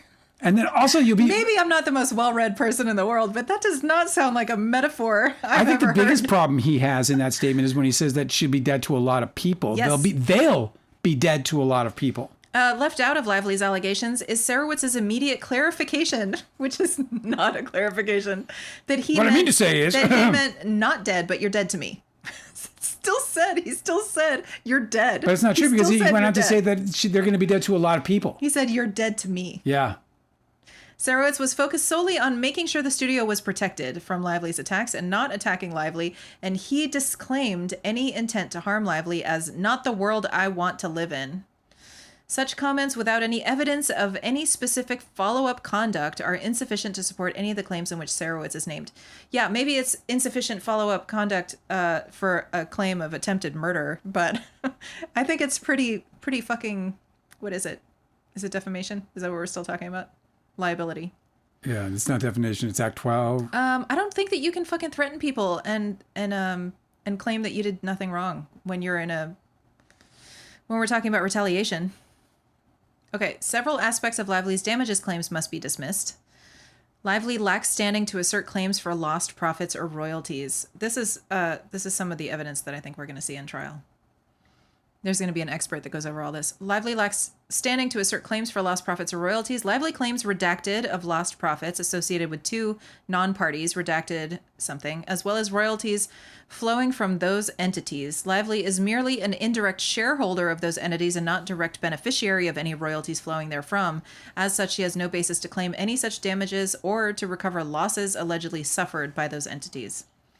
A shareholder cannot sue in her individual capacity to redress wrongs inflicted upon a corporation in which she holds stock. courts routinely reject claims like Lively's in which individuals seek redress for corporate damages, including lost profits. That's pretty fucking convenient. So But you get a back end and they can harass you. But is it in regards to retaliation? I mean, they deliberately targeted her, and I say good luck to that one as well. Yeah. Lively and the businesses she works with are not interchangeable. An individual lacks standing to sue when the alleged injury is based on an injury to a corporate entity. And then a big redacted chunk. I don't know what's here. They're not even suggesting. You know, Hanada's saying a good thing. She's saying, like, well, he's not being charged with attempted murder. He's being charged with retaliation. And his defense just proved her claim. Yeah. You know, I know. He's saying he's going out to retaliate. Yeah. He's saying that he's going to, and they omitted the fact that she'd be dead to a lot of other people. Yep. And as soon as he says that, that means his plan is to ruin her was reputation. to expand his claim against her outside of the dispute between the two parties. That's right. That's right. You're So trying to ruin her that is reputation with defamation. other people. That is defamation. Man, it's fucking clear. Come on. Why are we playing games? I mean, that's obviously this doesn't fall under defamation claim. Guy's a but fucking bonehead. fucking A. Okay. Lively cannot recover speculative lost profits. Even if Lively had standing to seek damages on behalf of those distinct corporate entities, she does not. It's in parentheses. They're like, just in case. It's a difficult, like, shady little part for her in a big way. The court should still reject her demand for lost profits. Lost profit damages are too speculative, where, as here, they arise from entirely new business ventures without any proven record of financial performance, although she claims she does have that. Well, we'll see. Damages for lost profits must be proved with a reasonable certainty. I'm going to skip this part. It's difficult for her, this one. We'll see how it sort of plays out, but that's okay. difficult for her. Conclusion. I laid out. Well, I'll do it another day if you guys ask, because we're almost approaching 3 hours here. Conclusion. But I can break that one down for you guys.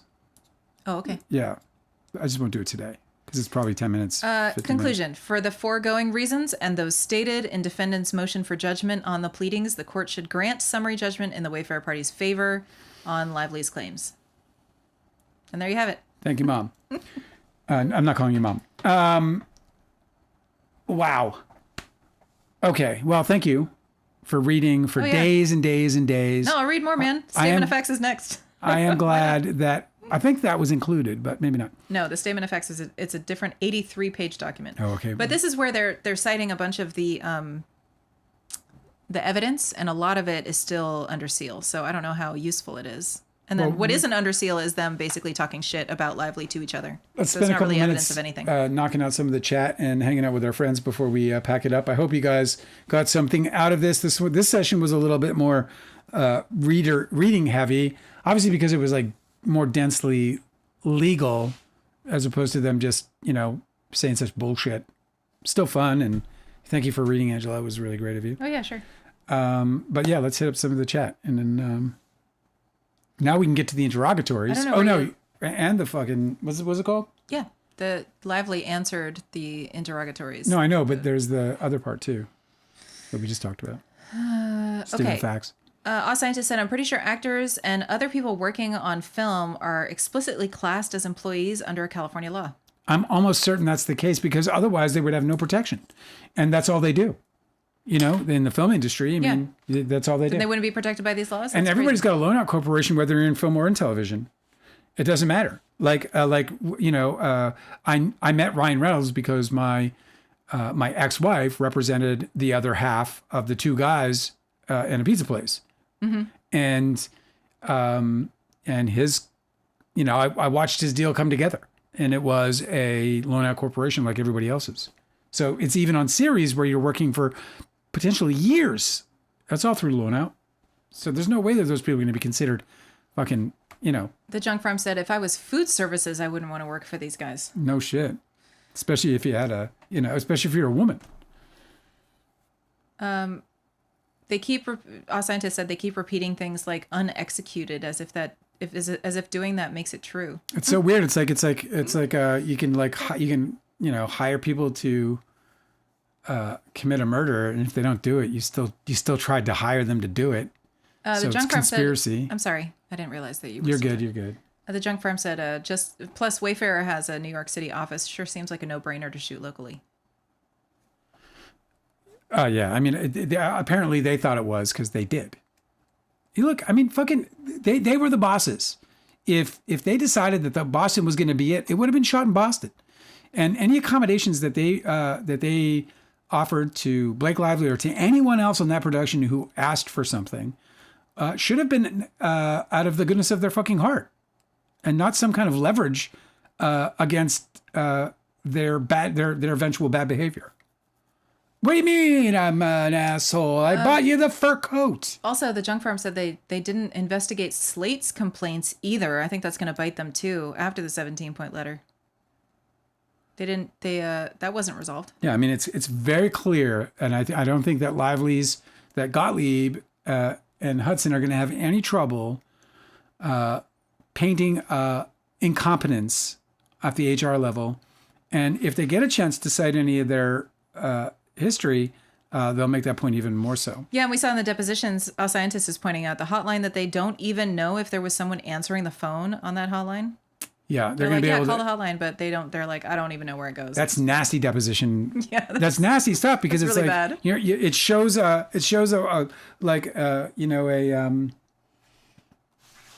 just a complete negligent sort of. I'm too tired. Go ahead, keep going. I'm stuttering it out. Hinata said Abel just called Baldoni gross, pompous, arrogant, and was cringed by his face on a kissing scene. Yeah, he's cringy, bro. I don't know the context of a lot of these. That's okay. If we can't. A scientist said, I also frequently feel like I'm having a stroke when I'm trying to follow / understand their arguments. They're so circuitous, they're like so circular, where they're like, like, I can't believe that they said, they're like, and Abel wasn't even accused of sexual harassment. As if they're like, oh, open and shut case. See? Well, that blows the case wide open, guys. So Pack it up. Absurd. Junk Farm says, well, you all know I think this is all Rico, an accessory after the fact of all of their crimes. Watch, Cosmics popped in to ask if all we did was talk about Lively. Pretty much, maybe the first 20 minutes might be entertaining to you if you want to avoid this talk. No, it says watch we Krisha. jumped right in. Watch Krisha in 2016. There's a 2015 movie called Krisha. It's a Thanksgiving movie. What is it? It's called Krisha. I'll write it down. Write it down. Thank you. What's the other one we're watching from him? I don't know. A scientist said they have a contractual agreement to use California law, and the retaliation was organized in California. Junk Farm said, and they're responding to a California complaint because he could not respect her boundary not to be with him. Yeah, the CRD accepted their complaint. Right. So this all sounds like a motion to dismiss, says a scientist. Yeah, it is. It is. It's the same thing. It's a summary judgment. They're saying they're asking for the judgment to be in all in favor of the defense. It's. Junk Farm said Abel said they did it. Then she said that they didn't. So there you go. They didn't. They didn't do it. She said so. Never, rarely, sometimes, always. Oh yeah, great. That's a good idea.